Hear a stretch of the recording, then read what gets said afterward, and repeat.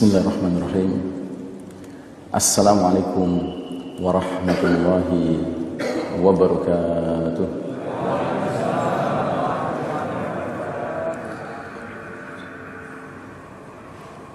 Alhamdulillah Rabbil Alamin. Wassalatu wassalamu ala ashrafil anbiya'i wal mursalin Sayyidina Muhammadin wa ala alihi wa ashabihi ajma'in. فقال الله تعالى في كتابه الكريم بعد أعوذ بالله من الشيطان الرجيم يا أيها الذين آمنوا اتقوا الله حق تقاته ولا تموتن إلا وأنتم مسلمون. Hadirin jamaah rahimakumullah, alhamdulillah pada pagi hari ini Allah Ta'ala mempertemukan kita dalam majelis ilmu. Kita bersyukur Allah masih melimpahkan kita sebaik-baiknya nikmat iman dan Islam, yang dengan itulah hidup kita menjadi lurus, menjadi terang, menjadi bermakna, dan menjadi selamat di dunia dan di akhirat. Kita bersyukur juga Allah Ta'ala masih melimpahkan kita nikmat sehat, yang dengan itulah segenap urusan dan kewajiban dapat kita tunaikan. Mudah-mudahan semua kegiatan kita di dunia ini semuanya diterima Allah Subhanahu wa Ta'ala. Salawat salam sejahtera marilah kita doakan semoga selalu tercurah kepada manusia pilihan, Imamul Muttaqin, pemimpin orang-orang bertakwa, sekaligus qaidil mujahidin, panglima para mujahid yang sejati, Nabiullah Muhammad sallallahu alaihi wasallam, keluarganya, sahabatnya, dan para pengikutnya yang setia hingga akhir zaman, dan semoga kita termasuk umatnya yang selalu dirahmati Allah Ta'ala. Amin ya rabbal alamin. Saudara sekalian rahimakumullah, pada kesempatan kali ini tema yang kita bahas seperti yang terlihat di layar, ya, mewaspadai keluarnya fitnah Al-Masih Ad-Dajjal, ya. Tema ini termasuk salah satu kajian akhir zaman, ya. Dan kajian akhir zaman ini sebenarnya salah satu bahagian dari ajaran Islam yang sangat penting, namun tampaknya belum terlalu banyak umat Islam yang memiliki perhatian terhadap tema ini. Padahal tema akhir zaman ini semakin kita dalami, justru semakin membuat kita menjadi mengerti kondisi zaman yang sedang kita jalani. Dan khusus tentang Dajjal ini, Dajjal merupakan salah satu alamatus sa'ah, tanda sudah dekatnya kiamat. Para ulama membagi tanda-tanda kiamat ke dalam dua bahagian. Ada yang disebut alamatus sughra, tanda-tanda kecil, dan ada yang disebut alamatul kubra, tanda-tanda besar. Tanda-tanda kecil jumlahnya sangat banyak dan pada umumnya datang lebih dahulu, sedangkan tanda-tanda besar jumlahnya terbatas, hanya 10. Datang belakangan ketika kiamat sudah dekat sekali akan terjadi. Tanda kecil kiamat yang paling awal, siapa yang tahu? Diutusnya Rasulullah Muhammad sallallahu alaihi wasallam. Dalam Al-Quran Allah mengatakan tentang Nabi kita ini, Allah katakan beliau adalah khataman nabiyyin, penutup rangkaian para nabi. Tidak ada lagi nabi setelah beliau. Makanya beliau juga dijuluki Nabi akhir zaman, ya.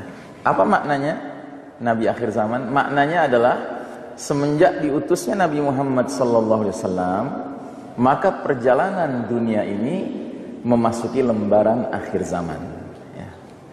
Dan kita umat Muhammad SAW dijuluki umat akhir zaman. Apa maknanya? Maknanya kita merupakan umat manusia di dunia ini yang paling akhir. Sesudah kita nggak ada lagi umat manusia. Kenapa? Karena dunia berakhir dengan datangnya peristiwa kiamat, ya. Jadi perumpamaannya begini, ada sebuah kitab tebal judulnya Sejarah Dunia, gitu. Kita buka daftar isinya, ternyata bab terakhir dari buku ini judulnya Nabi Muhammad SAW dan umatnya. Dan begitu kita buka ke halaman bab terakhir ini, ternyata jumlah lembar bukunya tinggal 5, Pak. dibuka satu-satu, ditutup, selesai. Berakhirlah dunia yang fana ini. Tapi alhamdulillah, walaupun kita adalah umat akhir zaman, umat terakhir, ya, Nabi kita memberi kabar gembira kepada kita. Kata Nabi Muhammad sallallahu alaihi wasallam, "Antum ummatun marhumah." Kalian umatku adalah umat yang dirahmati Allah.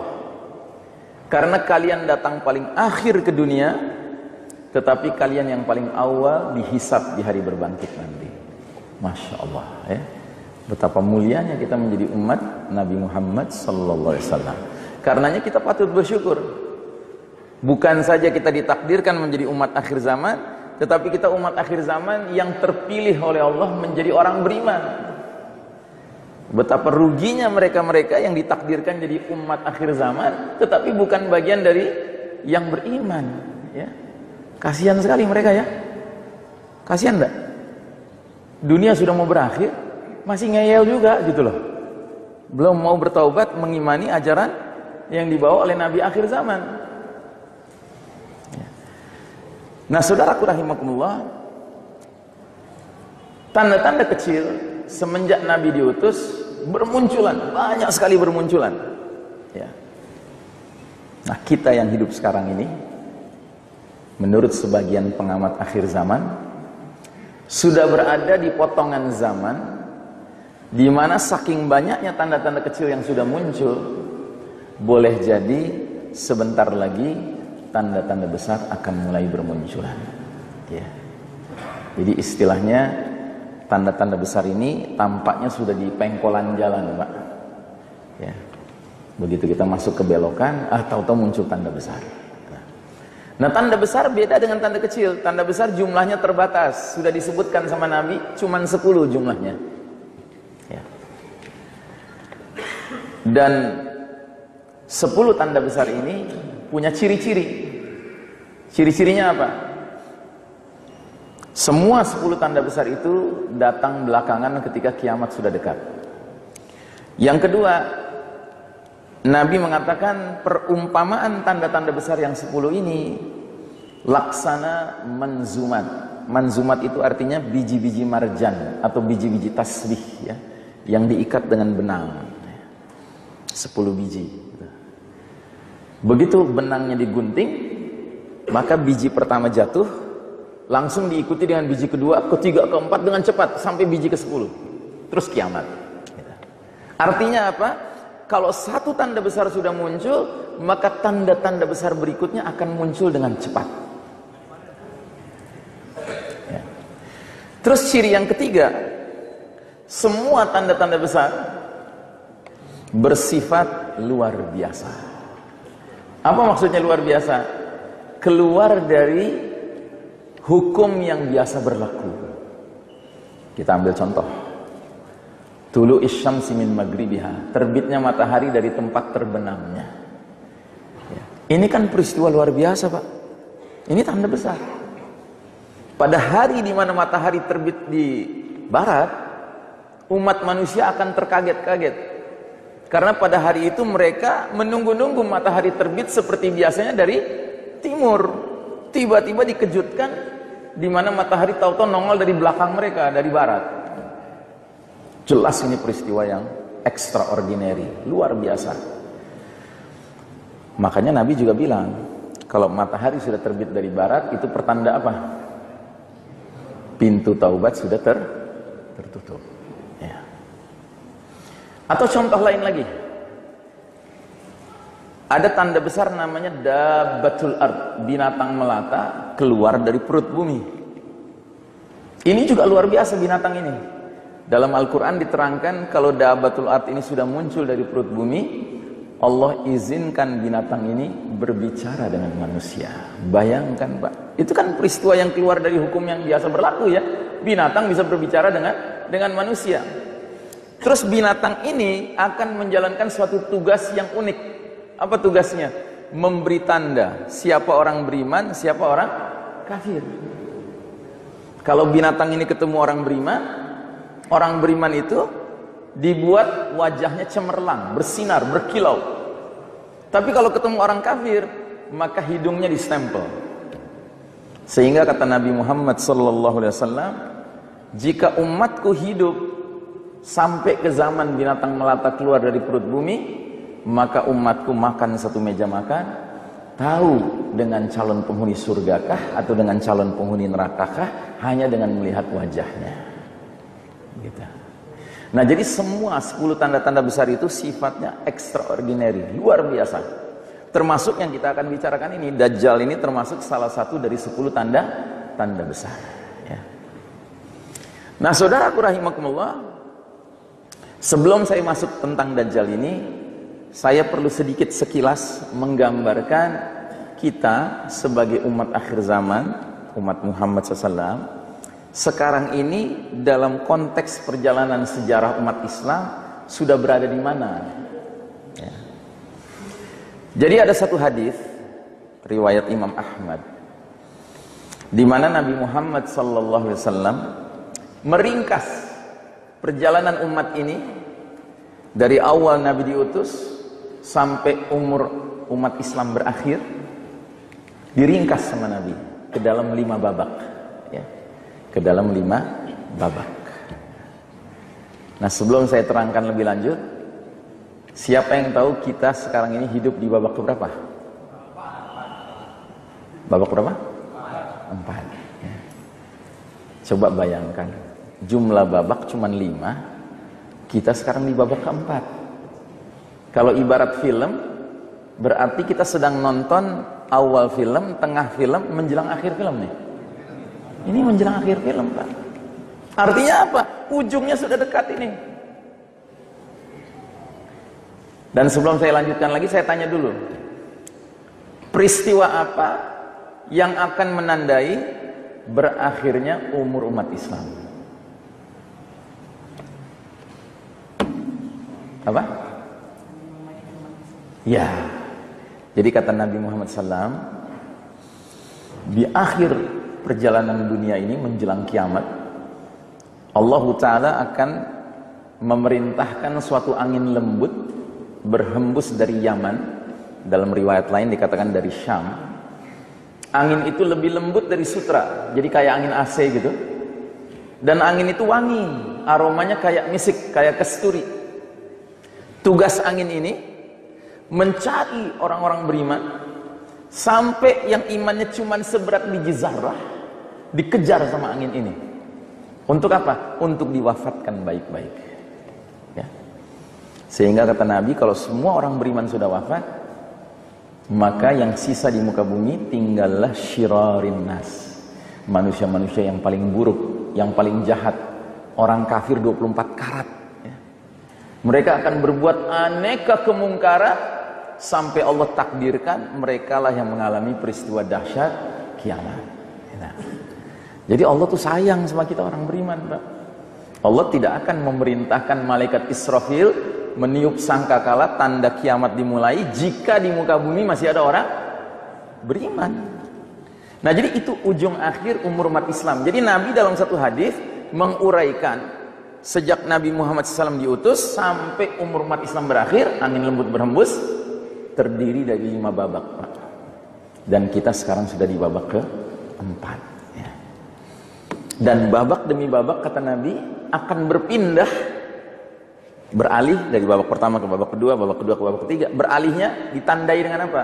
Ditandai dengan perubahan karakter, sifat kepemimpinannya. Nah, mari kita lihat hadisnya. Sebentar. Hadisnya itu terpaksa saya buka slide yang lain. Qadarullah di sini tidak ada. Hadisnya itu diriwayatkan oleh Imam Ahmad. Diawali dengan sabda Nabi, "Takunun nubuwwata fikum masyaallahu an takuna thumma yarfa'uha idza syaa'a yarfa'ha." Kalian umatku akan mengalami babak pertama, namanya babak kenabian, selama masa yang Allah kehendaki. Kemudian ketika Allah sudah berkehendak, babak pertama itu pun akan berlalu. Kenapa disebutnya babak pertama itu dengan sebutan babak kenabian? Karena generasi awal umat Islam langsung dipimpin oleh Nabi Muhammad sallallahu alaihi wasallam. Dan babak kenabian ini tidak berlangsung lama, Pak. Dia hanya berlangsung 23 tahun. Dia hanya berlangsung 23 tahun. Babak kenabian, an-nubuwah ini. Nabi diangkat jadi nabi usia berapa? 40. Wafat usia 63. Jadi 23 tahun kan? Tidak lama. Sudah berlalu babak pertama. Dan ini babak kepemimpinan terbaik sepanjang sejarah umat. Umat apa? Umat apa? Umat manusia, Pak. Bukan umat Islam saja. Karena Nabi kita bukan sembarang Nabi. Nabi kita adalah Sayyidul Anbiya'i wal Mursalin alaihimussalam. Penghulunya para Nabi dan para Rasul. Sudah lewat babak pertama. Tidak lama, cuma 23 tahun. Terus datang babak kedua, kata Nabi. Namanya babak apa? Khilafah ala minhaj an-nubuwah. Kekhalifahan yang mengikuti metode kenabian. Babak kedua ini juga nggak berlangsung lama. Cuma 30 tahun dia berlangsung. Sewaktu Nabi masih hidup, Nabi sudah katakan, setelah aku wafat akan muncul para khalifah 30 tahun. Sesudah itu raja-raja. Dan babak kedua adalah babak kepemimpinan orang-orang terbaik setelah Nabi wafat. Mereka dijuluki Khulafa Ar-Rasyidin, khalifah-khalifah yang lurus, yang adil, yang bijaksana, yang nyunnah, yang istiqamah. Abu Bakar As-Siddiq, Umar bin Khattab, Utsman bin Affan, Ali bin Abi Thalib, dan Hasan bin Ali. Sudah berlalu. Datang babak ketiga. Babak ketiga kata Nabi adalah babak mulkan adon, raja-raja yang menggigit. Nah, apa pula karakter dari babak ketiga ini? Babak ketiga ternyata berlangsung lama sekali. Dari tahun 40 Hijriah sampai tahun 1342 Hijriah, Pak. Berapa tahun itu? 1302 tahun, 13 abad. Apa perbedaan babak kedua dengan babak ketiga? Sebelum bicara perbedaannya, kita bicara persamaannya dulu. Babak ketiga, umat Islam punya pemimpin yang julukannya sama dengan babak kedua. Apa julukannya? Khalifah. Kalau julukan pemimpinnya khalifah, berarti sistem bermasyarakat bernegaranya namanya apa, Pak? Khilafah, ya. Kayak kalau julukan pemimpinnya presiden, berarti sistemnya republik, ya, atau nation state, ya, negara bangsa. Tapi kalau khalifah berarti sistemnya apa? Khilafah. Ciri khas khilafah apa? Ciri khas khilafah, seluruh masyarakatnya di bawah naungan khilafah sepakat. Top priority of obedience, ya, prioritas ketaatan diserahkan kepada Allah dan Rasulnya. Atau dalam bahasa lainnya, rujukan penyelesaian segala permasalahan, standar nilai, standar norma, standar hukum adalah Al-Quran dan Sunnah. Jelas ya? Itu kemiripan babak kedua dengan babak ketiga. Tapi ada perbedaannya, makanya namanya beda. Perbedaannya apa? Cara pergantian khalifah kepada khalifah berikutnya beda. Di dalam babak ketiga, jika seorang khalifah meninggal, maka dia digantikan dengan pengganti yang pakai sistem kerajaan. Kalau dalam sistem kerajaan, jika pemimpinnya meninggal, siapa penggantinya? Seringkali anaknya, tapi nggak mesti anaknya. Kadang-kadang bisa adik kandungnya, kadang-kadang bisa keponakannya, kadang-kadang bisa sepupunya, ya. Pendek kata, bahagian dari keluarga darah biru kerajaan itu, ya kan? Itu perbedaannya. Dan 1302 tahun, Pak, sejarah mencatat, menyaksikan jatuh bangun silih berganti kerajaan-kerajaan Islam. Banyak sekali kerajaan Islam, tapi 3 yang terkenal. Daulat Bani Umayyah, Daulat Bani Abbasiyah, dan Kesultanan Utsmani Turki. Itu yang paling akhir. Pusatnya di Turki. Dan kita tidak boleh tutup mata dengan kenyataan sejarah bahwa di babak ketiga kadang-kadang umat Islam punya khalifah-khalifah yang adil, kadang-kadang punya khalifah yang apa? Lawannya adil apa? Zalim. Namun sekalipun khalifahnya zalim, umat waktu itu tidak berpikir berontak. Kenapa? Karena mereka memandang kezaliman khalifah itu sifatnya karakter pribadi, zalim karakter gitu loh. Sementara umat merasa aman, tentram dan tenang dinaungi oleh apa? Quran dan Sunnah. Ya. Jadi kalau kita sederhanakan Pak, babak pertama sistemnya Masya Allah, sosok pemimpinnya Nabi Muhammad SAW Masya Allah. Babak kedua sistemnya Masya Allah, sosok pemimpinnya Khulafaur Rasyidin Abu Bakar, Umar, Utsman, Ali dan Hasan Masya Allah juga. Di babak ketiga sistemnya Masya Allah, sosok pemimpinnya kadang-kadang Masya Allah, kadang-kadang la haula wala quwata illa billah. Gitu. Ngerti ya? Sampai kapan? Sampai tahun 1342 Hijriah. Ketika pada tahun itu terjadi tragedi runtuhnya rumah besar umat Islam ini. Ya, saya lebih senang menyebut khilafah itu rumah besar umat Islam, Pak. Karena apa? Karena zaman Kesultanan Utsmani Turki, Pak, yang terakhir itu 1342 Hijriah ketika runtuh itu, rumah kita itu besar sekali, Pak. Membentang dari Maroko di Afrika Barat sampai Maluku di Indonesia Timur. Itu semua wilayah kita, Pak. Kita pindah dari satu negeri muslim ke negeri muslim lainnya nggak pakai paspor, Pak. Nggak pakai visa, Pak. Paspornya apa? 2 kalimat syahadat. Ya, Masya Allah. Dan kalau Anda ingin tahu hal ini, baca aja sejarah Indonesia. Kerajaan Samudra Pasai di Aceh di Sumatera Utara di masa Kesultanan Utsmani Turki, ketika surat menyurat dengan pusat negara, kemana? Ya ke Turki. Karena memang kita satu umat waktu itu. Keraton Jogja, pemimpinnya disebutnya Khalifatullah Panotogama. Ya kan? Kenapa? Ya karena mengacu ke sana. Nah, kira-kira selama kita tinggal aman, tentram, damai dalam rumah besar kita ini, Pak, ada enggak pihak yang nggak senang dengan itu, Pak? Hah? Ada ya? Siapa kira-kira? Hah? Musuh lah, ya kan? Musuh orang beriman lah yang tidak senang. Padahal rumah ini, rumah yang dapat IMB dari Allah, izin mendirikan bangun dari Allah. SK-nya nomor berapa? SK nomor 230. Maksudnya Al-Baqarah ayat 30. Inni ja'ilun fil ardi khalifah. Aku punya rencana meletakkan khalifah di muka bumi. Kata Allah begitu. Nah, yang paling tidak suka adalah musuh nomor wahid kita. Musuh nomor wahid kita siapa? Al-Yahud. Yahudi. Di mana dalilnya? Tolong dicatat. Al-Maidah ayat 82. Allah berfirman, "La tajidanna asyaddan nasi adawatan lil ladzina amanu al-yahuda wal ladzina asyraku."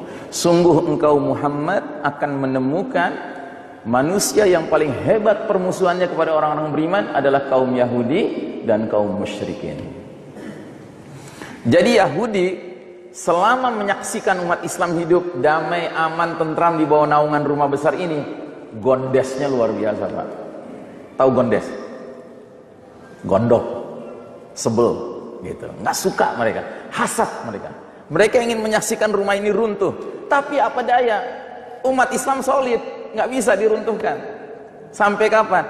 Sampai akhirnya di tengah-tengah kepemimpinan umat Islam di Turki, di jajaran militernya muncul jenderal pengkhianat. Siapa namanya? Siapa yang tahu? Nah, Mustafa Kemal. Siapa dia ini?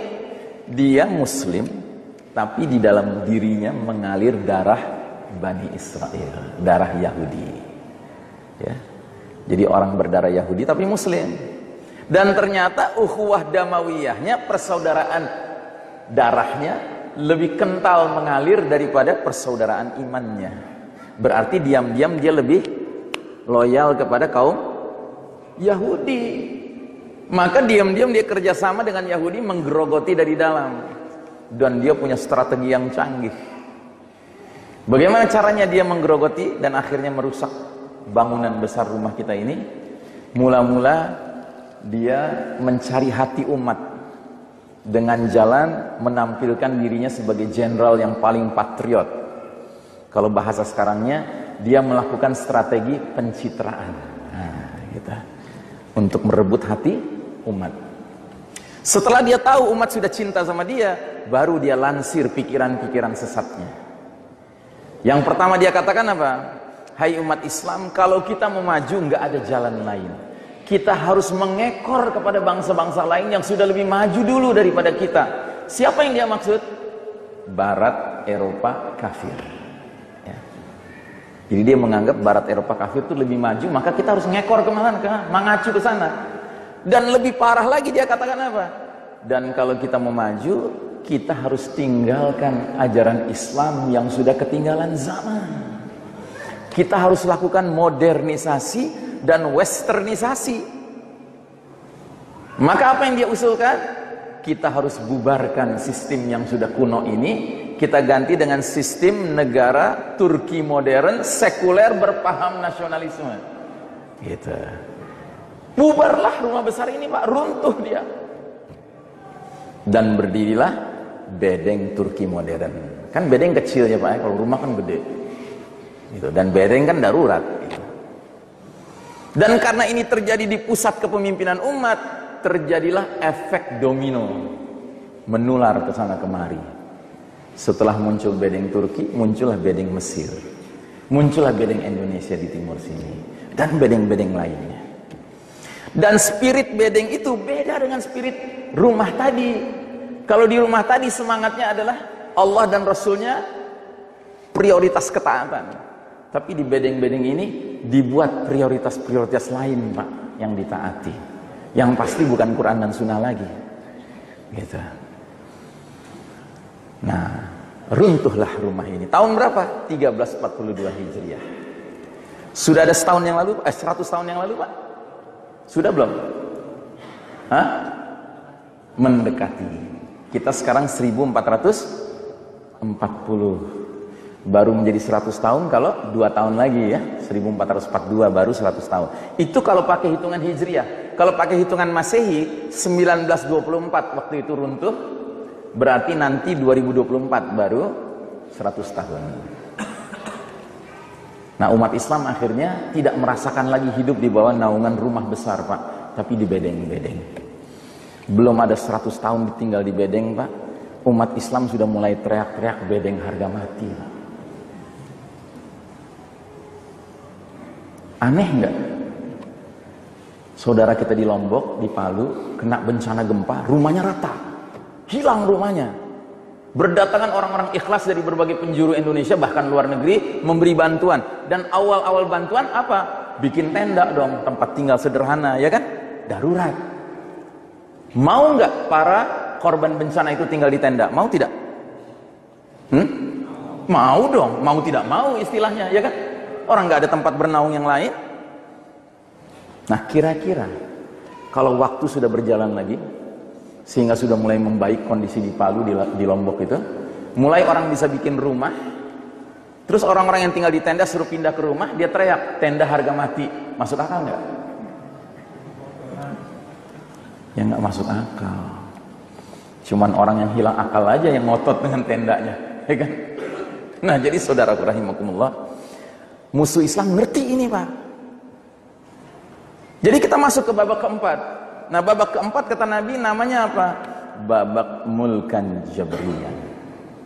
Babak para penguasa yang memaksakan kehendak mereka, mengabaikan kehendak Allah dan Rasulnya. Makanya kalau kita merasakan di babak kita hidup sekarang ini, kan ini babak keempat kan sekarang nih kita nih. Kok begitu tersudutkan ya Islam, kaum muslimin kayaknya setiap hari disudutkan. Itu kenapa? Ya karena yang memimpin adalah mulkan jabriyan, penguasa-penguasa yang memaksakan kehendak mereka, baik kehendak individunya atau kehendak kelompoknya atau partainya atau golongannya. Tapi yang pasti bukan kehendak Allah dan Rasulnya yang mereka tegakkan.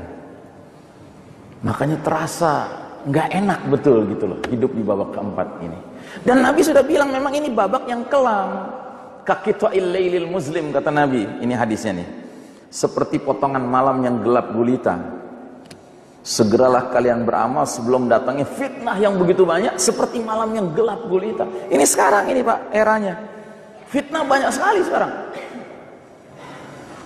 Nah, jadi di babak keempat ini musuh Islam memantau ini perkembangan umat Islam dengan segala kondisi mentalnya, kondisi psikologisnya, termasuk kondisi psikologis udah lupa dengan rumahnya dan merasa saking betahnya dengan bedengnya sudah mulai teriak-teriak bedeng harga mati. Akhirnya sama Yahudi, musuh utama kita, dibangunlah rumah versi Yahudi yang simbolnya kayak gini. Simbol apa ini Pak? Ada yang tahu? Hah?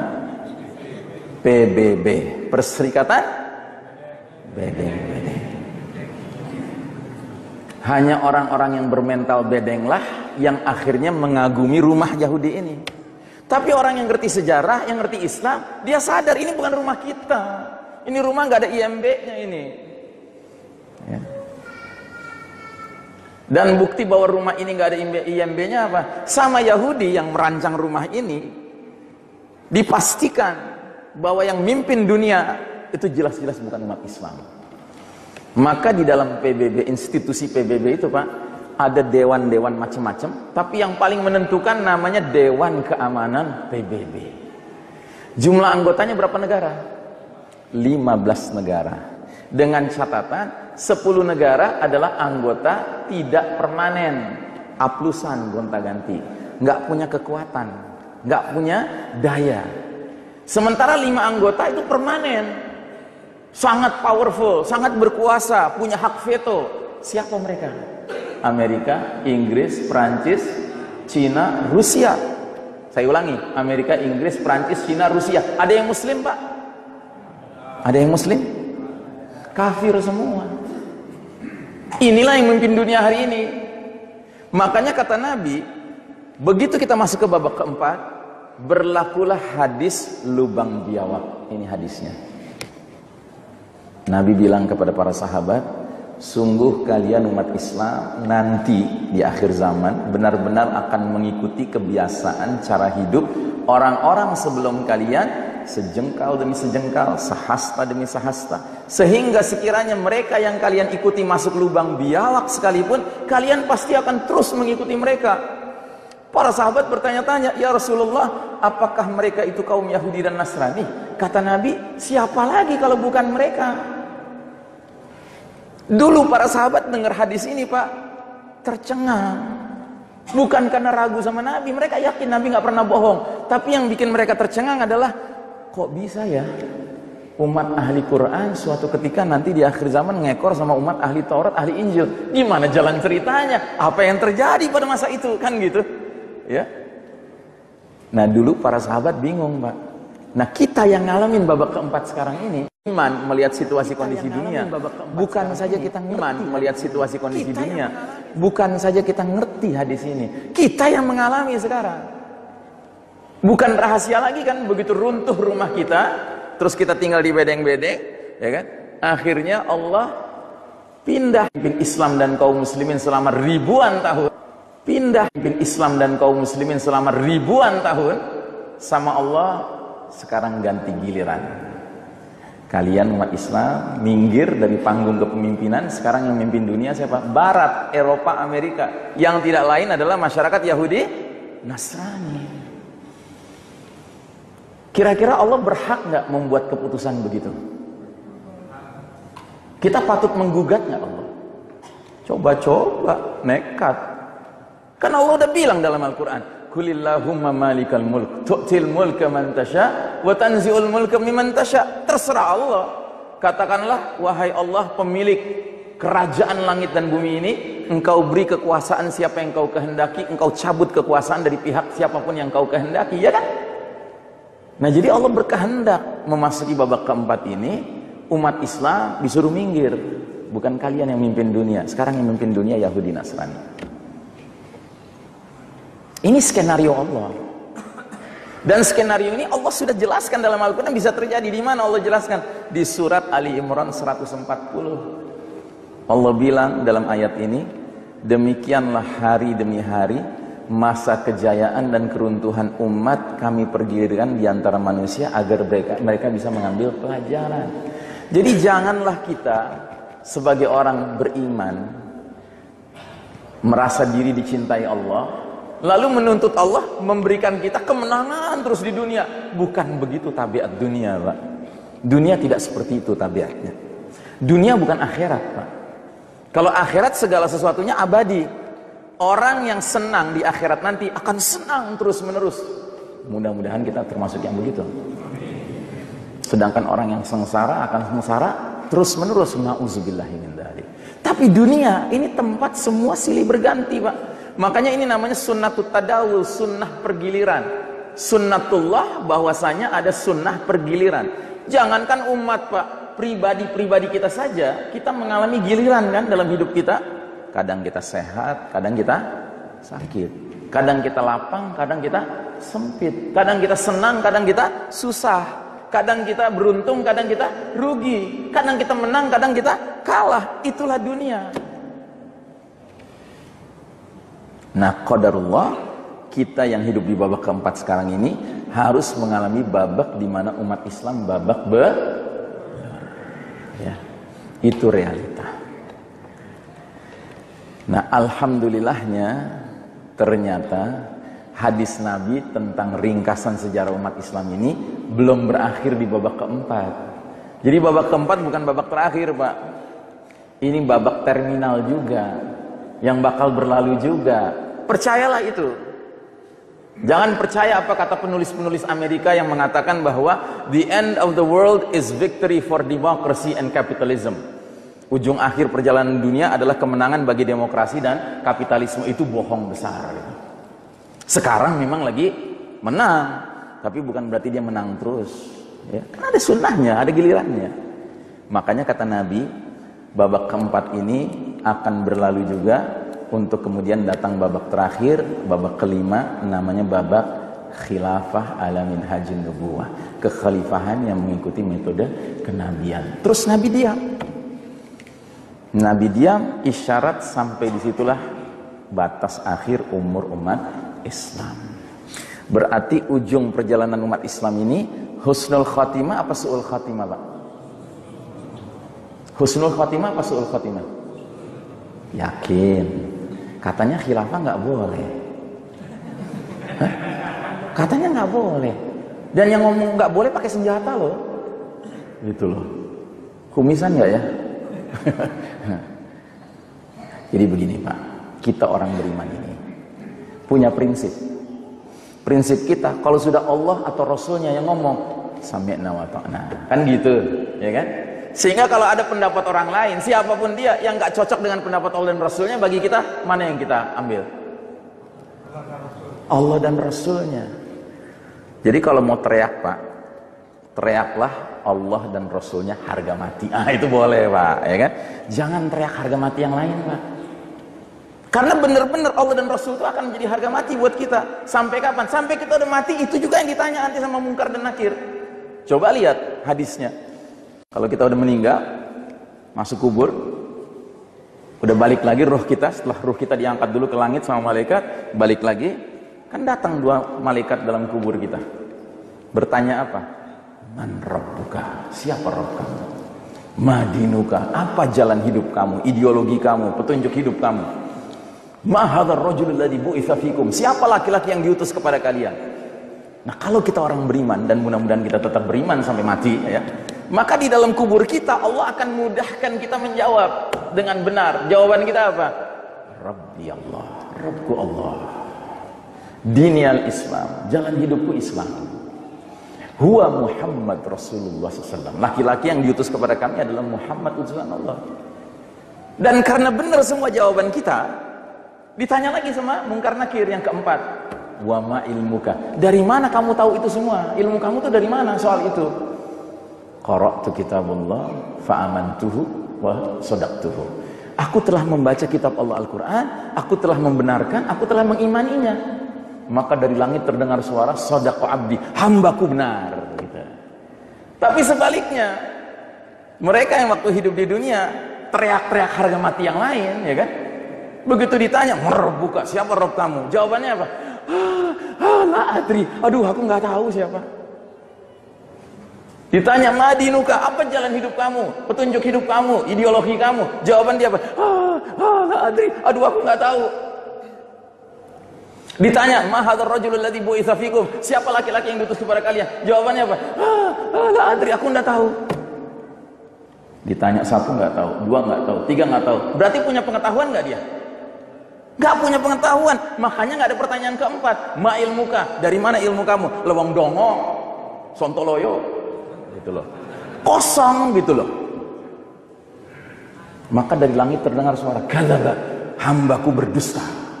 Dan dia berdusta, Pak. Jawab nggak tahu tuh berdusta. Karena apa? Waktu di dunia dia punya Rob selain Allah yang dia yakini.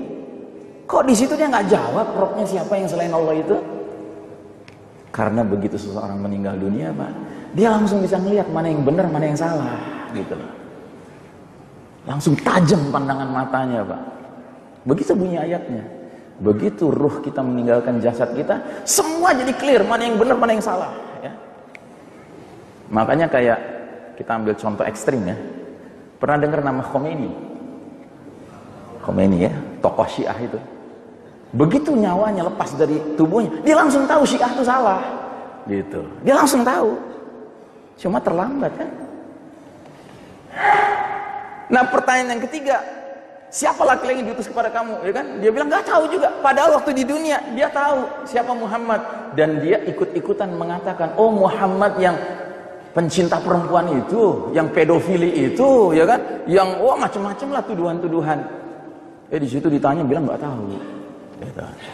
Nah, jadi wajar nggak kalau kita bilang Allah dan Rasulnya harga mati? Ya memang iya, sampai mati itu bakal jadi pertanyaan, bukan yang lain, Pak. Nggak ada pertanyaan, "Majin siatuka, apa bangsa kamu?" Nggak ditanya. Nggak peduli malaikat itu mau Jawa, mau Sunda, mau Batak, mau Indonesia, mau Malaysia, mau Arab, mau Amerika, nggak ditanya itu. Karena itu bukan esensi kehidupan kita. Esensi kehidupan kita bukan di situ, Pak. Esensi kehidupan kita, kita pilih jalan yang mana. Mau kita matanya sipit, kayak mau matanya belok, kayak mau rambutnya keriting, kayak rambutnya lurus, kayak itu nggak penting. Nah, jadi saudaraku rahimakumullah, jadi perpindahan kita dari babak yang penuh kezaliman sekarang ini menuju babak penuh keadilan nanti, ya. Ini perpindahannya ini di sini yang menjadi masa transisi yang sangat menentukan. Karena kita harus sadar, tidak mungkin kita berpindah ke babak penuh kejayaan dan keadilan Islam, meninggalkan babak penuh kezaliman ajaran-ajaran bikinan manusia sekarang. Mau namanya materialisme kah, sekularisme kah, hedonisme kah, ya kan, dan macam-macam isme lainnya, ya. Tidak mungkin kita melalui babak ini, masuk babak kelima, jika mentalitas kita mentalitas orang yang maunya santai-santai, jalan-jalan kayak di taman bunga sambil nyanyi-nyanyi main gitar, apalagi dangdutan. Nggak mungkin. Mau tidak mau berpindahnya kita dari babak keempat ke babak kelima, kita harus mengerahkan keringat, air mata, bahkan apa? Darah, blood, sweat, and tears. Ya. Kok ngeri gitu sih, Ustaz? Bukan soal ngeri, soalnya contoh teladan kita Nabi Muhammad SAW dan para sahabat dulu begitu menegakkan agama ini, ya kan? Mereka sampai meneteskan air mata di tengah malam, memohon-mohon kepada Allah. Mereka sampai berkeringat di medan-medan jihad, bahkan sampai berdarah di medan jihad. Terus apa istimewanya kita? Berharap bisa memenangkan agama Allah dengan cara yang lain? Kan nggak mungkin. Mau nggak mau jalannya itu juga kan? Sesuai dengan dua kalimat syahadat yang kita ucapkan. Asyhadu an la ilaha illallah wa asyhadu anna Muhammad Rasulullah. Apa sih makna dua kalimat syahadat? Yang pertama itu maknanya ghayatul haya, tujuan hidup kita. La ilaha illallah. Bagian kedua apa? Thoriqul haya, jalan hidup kita mengikuti Muhammad Rasulullah. Kan itu intinya berislam itu. Masa tujuannya ke Allah, jalannya pilih jalan Yahudi, jalan Nasrani? Gak mungkin dong. Harus pilih jalan Islam juga.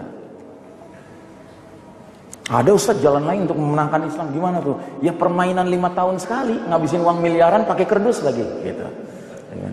Gak mungkin, gak mungkin. Itu permainan. Sesuai dengan namanya, memang permainan itu.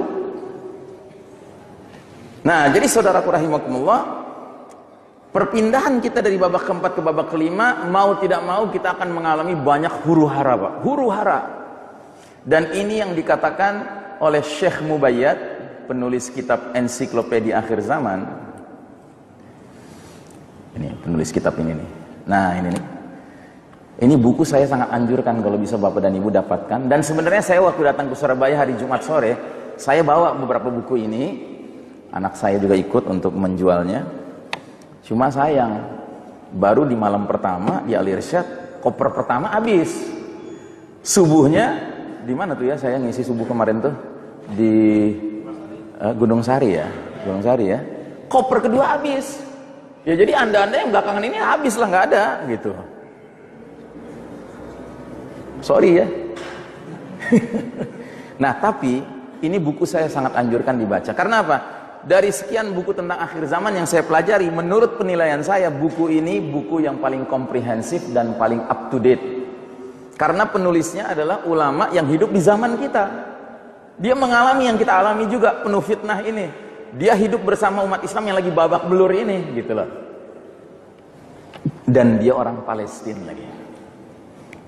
Anda tahu kan, kalau orang Palestina berarti tetangga terdekatnya siapa? Hah?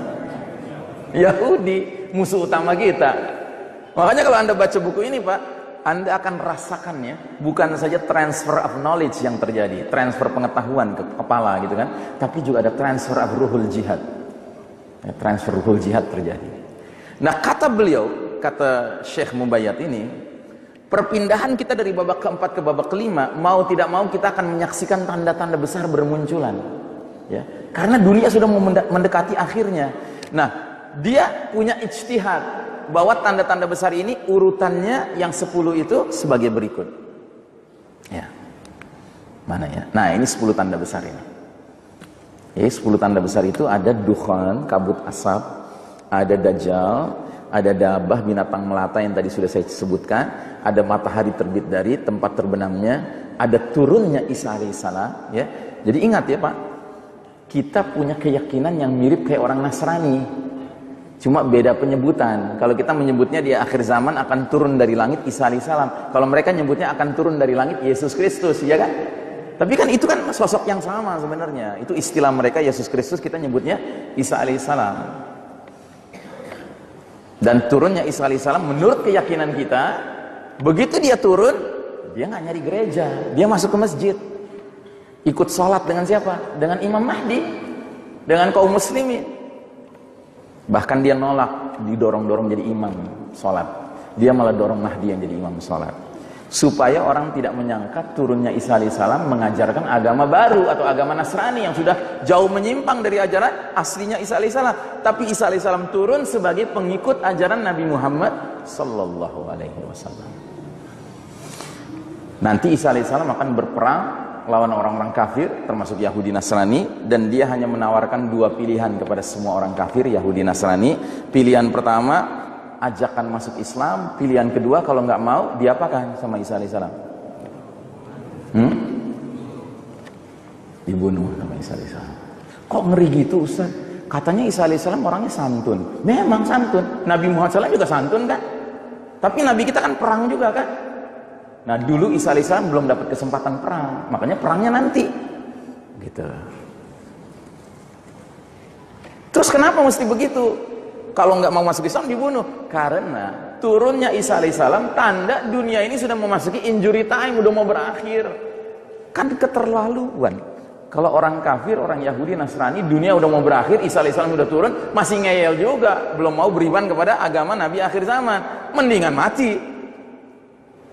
Dan nanti akan ada orang-orang kafir, Yahudi Nasrani, yang masuk Islam nggak mau, dibunuh, lebih nggak mau lagi. Akhirnya pilih apa? Pilih masuk Islam kepaksa. Gitu. Sampai kapan? Sampai Isa alaihissalam wafat, mereka murtad lagi. Nggak lagi seru-serunya murtad, Pak. Matahari terbit dari barat. Wah, mereka mau taubat lagi, masuk Islam lagi. Too late. Talambe, kata orang Padang. Ya. Terlambat. Terus yang berikutnya tanda besar lagi apa? Ya'juj wa Ma'juj. 2 umat yang dikurung di balik dinding yang dibuat oleh Zulkarnain ribuan tahun yang lalu. Dinding itu hancur di akhir zaman, mereka keluar dalam jumlah yang sangat fantastis. Menebar apa? Menebar kerusakan. Sedangkan nomor 789, pembenaman bumi. 1 di timur, satu di barat, satu di Jazirah Arab.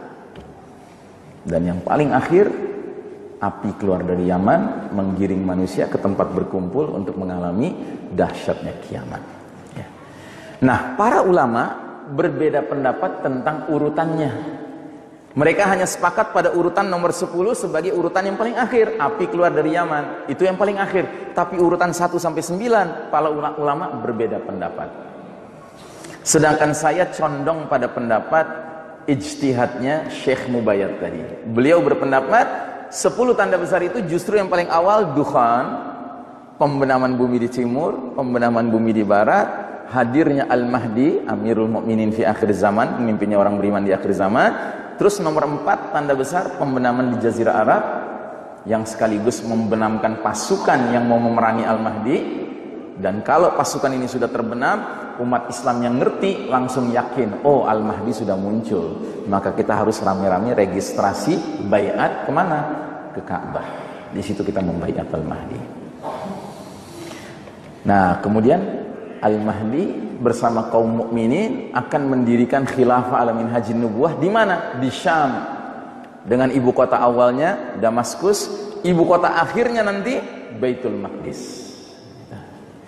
Makanya kebanyakan umat Islam nanti hijrahnya ke Syam. Yang hijrahnya ke Mekah, yang membayat Al-Mahdi itu yang as-sabiqunal awwalun, yang pionir-pionir saja, jumlahnya nggak terlalu banyak. Tapi yang kebanyakan umat Islam nanti hijrahnya ke Syam. Karena disitulah khilafah akan berdiri. Dan bersama Al-Mahdi, apa yang umat Islam kerjakan? Mendirikan khilafah ini. Mereka akan menjalankan sunnah yang dulu Nabi juga jalankan. Apa itu? Ghazawat. Peperangan-peperangan. Membebaskan wilayah demi wilayah agar semuanya menjadi wilayah yang tunduk kepada hukum Allah Ta'ala dan sunnah Nabi Muhammad SAW. Ini yang kita kenal dengan strategi iman, hijrah, jihad. Ya. Perjuangan Islam itu intinya 3 Pak pilarnya. Iman, kokohkan iman, hijrah, ya kan? Dan hijrah ini harus lengkap. Bukan hanya hijrah maknawi seperti yang sekarang dikerjakan oleh kawan-kawan yang ikut bikers muslim. Ya, hijrah dari apa nama komunitas bersepeda sebelumnya, ya kan? Yang hellfire atau apa gitu ya. Atau satanic apa gitu ya kan, pindah ke biker muslim. Itu juga hijrah, tapi itu hijrah maknawi. Cepat atau lambat kita harus mengalami hijrah geografis juga. Cuma bedanya kita bukan hijrah dari Mekah ke Madinah, bukan. Kita hijrah dari masing-masing wilayah kita. Kalau kita dari Indonesia, kemana? Ke tempat pemimpin kita akan muncul. Pemimpin kita siapa? Al-Mahdi. Munculnya di mana? Hah? Senayan. Siapa yang bilang Senayan? Bukanlah. Munculnya di Mekah, ya. Tapi nggak lama di Mekah, habis itu dia ke Syam mendirikan khilafah. Makanya pilihannya atau kita hijrah ke Mekah atau hijrah ke Syam. Nah, setelah sampai di sana bersama-sama orang beriman mendirikan tatanan kehidupan yang Islami kembali sambil memperluas wilayah dalam bentuk dakwah dan jihad. Gitu. Nah, ketika mengalami peperangan-peperangan, salah satu peperangan yang akan dialami oleh kaum muslimin dipimpin Al-Mahdi namanya Al-Malhamah Kubra. Perang besar. Lawan siapa? Lawan Rum, lawan Eropa Kristen. Orang barat menyebutnya Armageddon. Kita nggak kenal istilah Armageddon dalam tradisi Islam. Kita nyebutnya Al-Malhamah, perang besar ya antara muslimin dengan Rum. Dan kita akan menang walaupun jumlah mereka sangat banyak dibandingkan kita. Tapi dengan izin Allah, karena ini orang-orang mukminnya sudah pilihan gabung dengan pemimpin yang semestinya Al-Mahdi, maka Allah beri kemenangan. Dan puncak kemenangannya apa? Pembebasan Konstantinopel. Nah, ketika Konstantinopel dibebaskan tanpa senjata, cukup dengan tahlil dan takbir saja, ya. Lagi ngumpulin ghanimah harta rampasan perang pasukan Al-Mahdi, tiba-tiba ada suara berteriak mengatakan, "Hai para mujahidin, keluarga-keluarga kalian sudah diganggu sama Dajjal." Ah, gitu. Jadi Dajjal menurut berita itu sudah sampai ke Syam, sudah sampai ke ibu kota, ke Damaskus, dan sudah bahkan mengacak-acak keluarga-keluarga mujahidin. Langsung mereka tinggalkan ghanimah itu, harta rampasan perang, mereka konsolidasi langsung ke Damaskus. Sesampainya di Damaskus, Dajjal belum nyampe ke Damaskus. Dajjal baru on the way ke Damaskus. Rupanya berita tadi hoak. Tapi alhamdulillah berita hoak yang ada manfaatnya. Ya, karena para pasukan Al-Mahdi jadi melindungi keluarganya sebelum datang Dajjal, ya. Makanya jangan selalu suuzon dengan hoak, ya. Kadang-kadang hoak mungkin ada manfaatnya juga. Cuman kita jangan jadi penyebar hoak. Gitu. Nah, jadi saudaraku rahimakumullah, sesampainya di Damaskus, pasukan Al-Mahdi lagi siap-siap mau sholat subuh di sebuah masjid yang menaranya berwarna putih, ya, yang lokasinya di sebelah timur kota Damaskus. Masjid ini disebut dengan Masjid Al-Umawi, ya. Menaranya kayak gini nih, ini menaranya, ini menara masjidnya nih, ya. Lagi mereka siap-siap mau sholat subuh, sambil mereka tahu nih Dajjal makin mendekat nih. Berarti nanti habis sholat subuh mereka harus siap-siap perang lawan Dajjal, musuh yang luar biasa nih. Dan Dajjalnya mimpin siapa? Mimpin 70.000 pasukan, Yahudi semua. Cuman Yahudinya datang dari Asbahan, kata Nabi. Asbahan itu kalau bahasa kita apa? Isfahan. Isfahan itu kota di mana, Pak? Di Iran, ya. Makanya jangan gampang percaya dengan media massa. Di media massa itu Iran benci sekali sama Israel, Syiah benci sekali sama Yahudi, ya kan? Di media massa Yahudi benci banget sama Iran, sama Syiah, ya kan? Tapi dalam realitanya ternyata rangkulan mereka. Makanya nanti pasukan Dajjal itu datangnya justru dari Iran. Jadi permusuhan Iran dengan Israel sekarang ini di media massa ternyata bagian dari pencitraan juga, gitu loh. Emang dahsyat nih Pak, strategi pencitraan ini sudah banyak menggelincirkan manusia. Nah, jadi para pasukan Al-Mahdi ini ketika mau sholat subuh sambil tahu, wah di luar ini Dajjal, nanti kita perang lawan Dajjal, oh ini berat ini. Ketar-ketir kan mereka. Nah, lagi ketar-ketir gitu, tiba-tiba mereka melihat di langit, ya, turun Isa alaihissalam di antar dua malaikat. Dan unik Pak, masjid ini, menara putihnya, tempat turunnya Isa alaihissalam, oleh orang Kristen di Suriah disebutnya Minaret of Jesus, menara tempat bakal turunnya Yesus. Jadi sampai tempat bakal turunnya saja kita umat Islam dengan Kristen itu sama, Pak. Tapi lagi-lagi nanti kita akan lihat siapa yang kecelek. Karena Isa alaihissalam turun nanti nggak nyari gereja, dia masuk ke masjid, ikut sholat. Dan masjid ini uniknya selasarnya luas Pak. Ini selasarnya nih, ini masjid yang tadi nih. Jadi bisa dibayangkan ya, kalau Allah takdirkan kita jadi bagian dari pasukan Al-Mahdi dan ikut sholat di situ subuh tuh, kita berdirinya dapatnya di selasar gitu. Kita, wah nanti kita pasti lagi doa kencang gitu, minta sama Allah antara azan dan qomat ya, kita doa minta sama Allah, ya Allah beri kemenangan kami lawan Dajjal, ini berat ini musuh berikutnya. Tahu-tahu di langit turun Isa alaihissalam. Apa perasaan kita sebagai pasukan Al-Mahdi? Wah langsung naik moral kita Pak, karena kita tahu Isa alaihissalam ini nanti yang bunuh Dajjal. Ah udah selesai nih cerita Dajjal nih, gitu, ya kan? Dan benar begitu turun langsung Al-Mahdi mengenali itu Isa alaihissalam, langsung dipersilakan mimpin. Isa alaihissalam menolak. Engkau yang mimpin, engkau pemimpin umat ini. Isa alaihissalam makmum.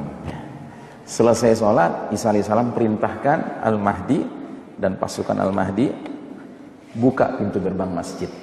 Begitu dibuka, ternyata 70.000 pasukan Yahudi sudah ngepung masjid itu, dan Dajjal melihat di barisan Al-Mahdi ada Isa alaihissalam. Apa yang terjadi? Dajjal langsung menjadi, kata Nabi nih, kata-kata Nabi, Dajjal menjadi laksana garam disiram air. Kalau garam disiram air jadi apa Pak? Meleleh, ya, mencair ya. Kalau kata orang Betawi, Dajjal langsung jiper. Tahu jiper? Ketakutan. Karena dia tahu Isa alaihissalam itu satu-satunya hamba Allah, manusia yang diizinkan Allah membunuh dirinya. Maka si Dajjal bakal lari nanti, meninggalkan medan perang, dikejar sama Isa alaihissalam, dan dibunuhlah oleh Isa alaihissalam di suatu tempat yang bernama Lut, ya. Tempat itu di mana? Di Palestina, ya. Ini salah satu marka jalan menuju kota Lut, ya. Al-Lut ini bahasa Arabnya, Lot bahasa Inggrisnya, Ini tulisan Ibrani, tulisan Israel ini bacanya liddah. Ya. Ini hadisnya. Isa alaihissalam mencari Dajjal hingga menemuinya di pintu Lut, lalu dibunuhnya Dajjal di situ. Ya. Pintu Lut itu di mana? Ini gambar pintu Lut ini, pintu masuk kota Lut. Ya. Kota Lut ini lokasinya antara Tel Aviv dan Yerusalem. Itu lokasinya. Jadi kira-kira nanti setelah ditombak sama tombaknya Isa alaihissalam, mati Dajjal, tergeletak bangkainya, kira-kira tergeletaknya di daerah sini deh Pak, nanti Pak. Gitu. Nah jadi saudaraku rahimakumullah, sementara pasukan Yahudi yang 70.000 dari Asbahan ini, ya, mereka ini akan diperangi oleh kaum muslimin sampai berlakulah hadis yang terkenal berikut ini. Tidak akan terjadi hari kiamat sehingga kaum muslimin memerangi kaum Yahudi sampai Yahudi berlindung, bersembunyi di balik batu dan pohon, tetapi batu dan pohon itu berbicara, ngasih tahu tentara Islam, hai muslim, hai hamba Allah, ada Yahudi di belakangku, kesinilah, bunuhlah dia. Kecuali satu pohon namanya pohon Gorkot. Pohon Gorkot ini nggak ngasih tahu karena pohon ini pohonnya kaum Yahudi. Dan hari ini di Israel pohon ini banyak ditanam, ya, sampai ada gambar Perdana Menteri Israel Benjamin Netanyahu, ya, melakukan penanaman pohon Gorkot dengan tangannya sendiri untuk membangkitkan semangat rakyatnya menanam pohon Gorkot. Ya. Jadi mereka tahu ini dari mana? Dari hadis Nabi, Nabi kita. Mereka yang ngambil manfaat. Ya. Tapi nggak usah khawatir Pak. Kalau Allah takdirkan kita jadi bagian dari pasukan Al-Mahdi, terus kita perang lawan Yahudi, justru nomor satu yang kita cari pohon Gorkot, ya kan? Kita singkirin dikit, ketahuan, sikat langsung, ya kan? Enak kan? Mereka merasa bisa bersembunyi di balik pohon Gorkot yang nggak ngasih tahu di mana mereka berada, tapi kita justru jadi gampang kan? Cari aja pohon Gorkot. Nah, jadi saudaraku rahimakumullah, dalam hadis riwayat Imam Muslim juga dikatakan oleh Nabi Muhammad SAW, hai manusia sekalian, semenjak Allah menciptakan anak cucu Adam, tidak ada fitnah yang lebih dahsyat daripada fitnah Dajjal. Dan tidak ada seorang Nabi pun yang diutus Allah, melainkan Nabi itu memperingatkan umatnya masing-masing mengenai fitnah Dajjal. Jadi semua umat manusia mestinya kenal dengan Dajjal sebagai fitnah yang paling dahsyat. Karena apa? Semua Nabi sudah memperingatkan umatnya masing-masing tentang Dajjal ini. Makanya di kalangan orang Kristen Pak, mereka tahu tentang Dajjal, cuma mereka tidak tahu namanya Dajjal. Yang pertama kali memperkenalkan nama musuh kita ini adalah Nabi Muhammad SAW, namanya Dajjal.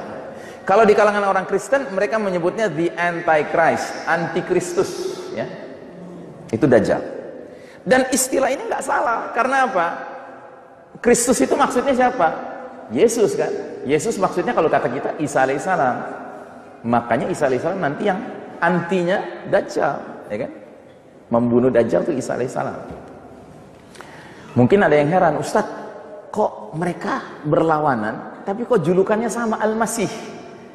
Dajjal itu Al-Masih Dajjal, Isa alaihissalam Isa Al-Masih Ibnu Maryam. Kok bisa gitu? Karena bahasa Arab itu istimewa memang. Dalam bahasa Arab sering ada kata-kata tertentu yang maknanya lebih dari satu, termasuk kata Al-Masih. Al-Masih itu punya makna juru selamat, tetapi Al-Masih juga punya makna sang penipu, pendusta, pembohong. Jadi kalau kita menyebut Isa Al-Masih alaihissalam, itu maksudnya Isa sang juru selamat. Karena dia nanti juru selamat, jadi juru selamat bagi umat manusia. Dia yang membunuh Dajjal, dia yang ngajak semua orang kafir, Yahudi, Nasrani memeluk agama Islam, ya kan? Gitu. Sementara kita menyebut Dajjal Al-Masih karena dialah sang pembohong, sang penipu, dusta. Dajjal. Sebaliknya orang Yahudi yang sudah rusak hatinya itu dibolak-balik sama Allah, makanya dikatakan Yahudi itu Al-Maghdubi alaihim, golongan yang dimurkai Allah, karena hatinya sudah terbalik-balik. Mereka menganggap Al-Masih Isa alaihissalam itu sang pendusta Isa alaihissalam. Sementara mereka menganggap Al-Masihud Dajjal sang juru selamat Dajjal. Makanya mereka nanti barisnya di belakang Dajjal. Ngerti ya? Dan siapapun yang nantinya barisnya di belakang Dajjal, walaupun bukan Yahudi, tapi sudah menjadi kaya orang Yahudi. Baik, ujung akhir hadis ini yang paling penting. Nabi bersabda, wa ana akhirul anbiya'i wa antum akhirul umami wa huwa kharijun fikum la mahala. Sedangkan aku ini nabi terakhir dan kalian adalah umat terakhir, maka tidak dapat dipungkiri lagi bahwa Dajjal itu akan keluar di tengah-tengah kalian. Maksudnya, nabi demi nabi sudah diutus Allah ke muka bumi. Nabi demi Nabi sudah peringatkan kepada umatnya masing-masing tentang bahaya fitnah Dajjal. Nabi demi Nabi sudah wafat satu persatu. Sampai Nabi Muhammad sudah wafat, Dajjal belum keluar. Berarti yang hidup di zaman Nabinya sudah wafat. Yang hidup di zaman Nabinya sudah wafat. Dan kita memenuhi kriteria itu kan Pak ya. Kita kan umat Muhammad yang hidup tidak bersama Nabi Muhammad. Berarti kita punya peluang ketemu Dajjal. Walaupun kita nggak mau ketemu Dajjal, tapi kita memenuhi kriteria kemungkinan bisa ketemu Dajjal. Soal Dajjal munculnya dalam waktu dekat atau mungkin agak kesana dikit, ya kan? Itu nanti kita bahas hadis-hadisnya. Kalau nanti kita sudah bahas hadis-hadisnya, akan terlihat bahwa tampaknya memang Dajjal sudah di pengkolan jalan, Pak. Udah deket jadwalnya. Gitu. Baik, pertanyaan. Al-Masihud Dajjal merupakan fitnah paling dahsyat sepanjang zaman, sepanjang masa. Makhluk seperti apa sih dia? Nah, pertanyaan ini nggak bisa kita jawab hanya dengan mengandalkan otak kita, Pak. Kenapa? Karena ilmu tentang Dajjal termasuk ilmu tentang perkara yang gaib. Perkara yang gaib yang tahu siapa? Cuma Allah. Ada lagi pihak lain yang tahu selain Allah. Dijelaskan di surat Al-Jin ini. Dialah Allah yang maha mengetahui perkara yang gaib, maka Allah tidak perlihatkan, tidak beritahu kepada seseorang pun tentang perkara yang gaib itu kecuali kepada Rasul yang diridhainya. Jadi dengan kata lain, selain Allah yang tahu perkara gaib juga siapa? Rasul Allah, ya. Atau dengan kata lain, kalau kita mau tahu jawaban Dajjal itu makhluk seperti apa, kita kalau nggak ngelihatnya ke Quran, ngelihatnya ke hadis. Nah, kalau kita lihat Al-Quran, kita pernah baca Al-Quran dari awal Al-Fatihah sampai An-Nas, pernah nggak Anda ketemu kata Dajjal dalam Al-Quran? Pernah nggak? Pernah nggak? Hah? Kalau Anda bilang pernah, berarti Anda bukan baca Quran yang asli. Kalau Quran yang asli nggak ada kata Dajjal sama sekali. Dan para ulama masa lalu sudah selesai mendiskusikan kenapa Dajjal yang merupakan fitnah yang paling dahsyat sepanjang zaman kok nggak ada dalam Al-Quran. Apa kesimpulan para ulama dulu? Kesimpulan mereka, Allah tidak mencantumkan nama Dajjal dalam Al-Quran karena Allah ingin menghina Dajjal. Jadi supaya Dajjal itu dikecilkan nilainya, gitu, ya kan? Ya. Kayak kita sekarang kan kalau kesel sama satu berita, ya kan? Apa yang kita lakukan? Jangan diberitain, gitu, ya kan? Supaya nggak populer berita itu. Nah, jadi begitu juga dengan Al-Quran. Nggak ada Dajjal, tapi ada ayat yang mengisyaratkan soal Dajjal tanpa nyebut Dajjal, yaitu surat Al-An'am ayat 158. Bunyi ayatnya, yang manusia nanti-nantikan tidak lain hanyalah kedatangan malaikat maut kepada mereka untuk mencabut nyawa mereka, satu, atau kedatangan Rabb mereka, Allah Ta'ala, kapan? Di hari berbangkit nanti. Kita di dunia ini nggak bisa ngelihat Allah, nggak bisa ketemu Allah, ya kan? Tapi di hari berbangkit nanti Allah akan tampil di hadapan seluruh manusia, dan dalam hadisnya dikatakan Allah akan berfirman, Anal Malikil Yawm, Anal Malikil Yawm, akulah raja pada hari ini. Sesuai dengan ayat Malik Yaumiddin, ya kan? Rajanya hari kemudian, hari berbangkit, ya. Terus Allah akan tanya, Ainal Jabbarun, Ainal Mutakabbirun. Mana itu orang-orang yang menyombongkan diri? Mana itu orang-orang yang memaksakan kehendak mereka waktu di dunia? Hari itu semua manusia hadir, Pak. Termasuk Fir'aun hadir. Fir'aun yang berani mengatakan Ana Rabbukumul A'la, aku Rabb kalian yang maha tinggi, ya kan? Hadir, tapi nggak berani ngomong Fir'aun. Namrud hadir, ya kan? Yang sombong itu, nggak berani bicara dia. Dajjal hadir, nggak berani bicara dia. Padahal Dajjal waktu di dunia ngaku-ngaku kesana kemari, Ana Rabbukum, aku Tuhan kalian, gitu kan? Hari itu nggak berani bicara. Kenapa? Karena hari itu tidak ada orang yang boleh berbicara tanpa izin Allah Subhanahu Wa Taala. Ya. Nah, terus yang berikutnya apa? atau kedatangan sebagian tanda-tanda Rabbmu, ayatu rabbika. Pada hari datangnya sebagian tanda-tanda Rabbmu, tidaklah bermanfaat lagi iman seseorang bagi dirinya sendiri yang belum pernah beriman sebelum itu, atau dia belum pernah mengerjakan kebaikan dalam masa imannya. Jadi dia punya iman tapi nggak pernah berbuat amal khair, amal soleh, amal ibadah. Yang dia kerjakan maksiat melulu, mungkar melulu, zolim melulu, ya kan? Nah, katakanlah, tunggulah olehmu, sesungguhnya kami pun menunggu pula. Nah, keterangan tentang tanda-tanda Rabbmu ini ada dalam hadis. Hadisnya berikut ini. Kata Rasulullah, sebut-sebut soal Dajjal. Ada 3 hal yang bila sudah muncul, niscaya tidak akan bermanfaat iman seseorang yang belum pernah beriman sebelum itu, atau dia belum pernah berbuat kebaikan dalam masa imannya, kerjanya maksiat, zalim, mungkar saja. 3 hal itu apa? Terbitnya matahari dari barat, keluarnya Dajjal, dan makhluk melata di muka bumi. Tidak akan melata lagi, ya. Jadi ayat tadi menyebut-nyebut soal Dajjal, tapi secara tidak langsung.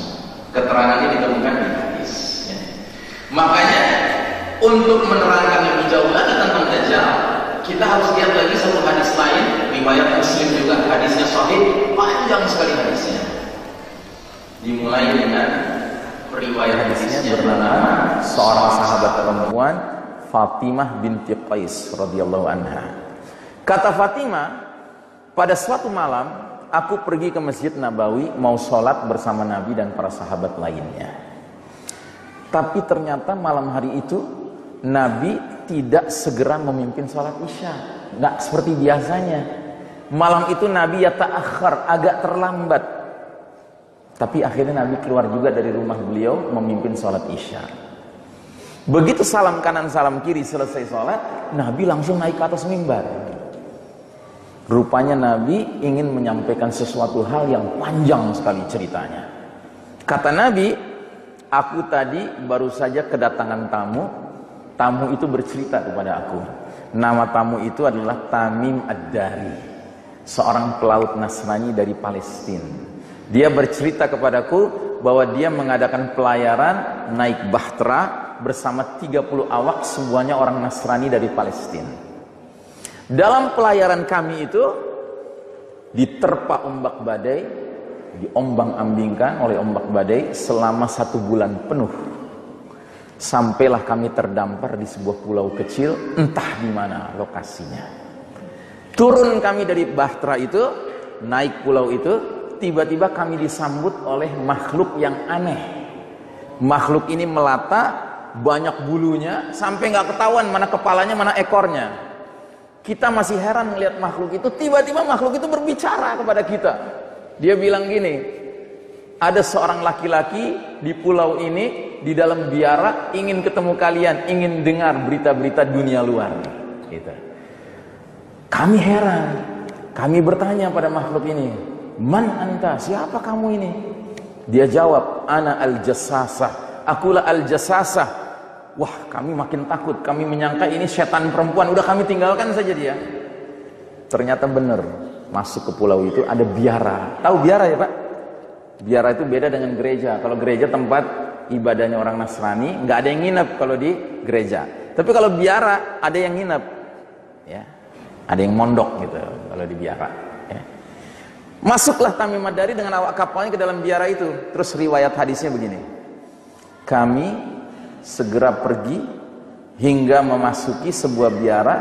Ternyata di dalam biara itu ada orang terbesar yang pernah kami lihat, paling kuat, namun dia terikat, tangannya terbelenggu di lehernya, sedangkan lututnya sampai mata kakinya terbelenggu besi, nggak bisa bergerak, tapi bisa berbicara. Nah, pembicaraannya itu apa? Dia nanya beberapa hal. Pertama dia tanya, beritakan kepadaku tentang kurma Baisan. Kurma Baisan itu kurma di daerah Palestina. Baisan itu desa di Palestina. Tamim Ad-Dari nanya, tentang apanya dari kurma Baisan yang kamu tanyakan? Laki-laki itu berkata, aku bertanya pada kalian tentang kurmanya, apakah sudah berbuah? Kami jawab, iya.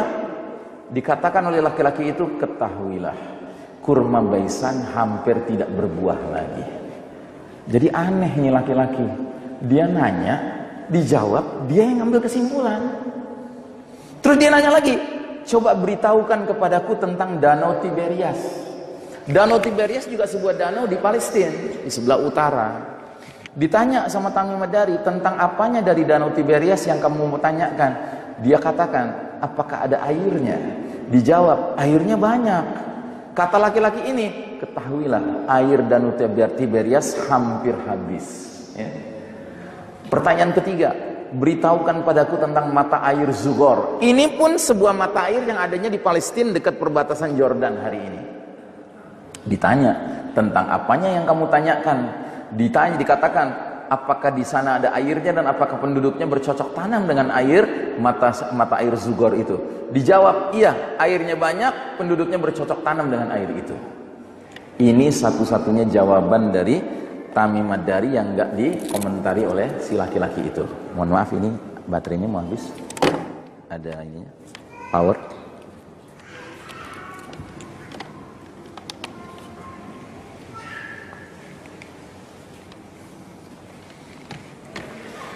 Nah, pertanyaan berikutnya,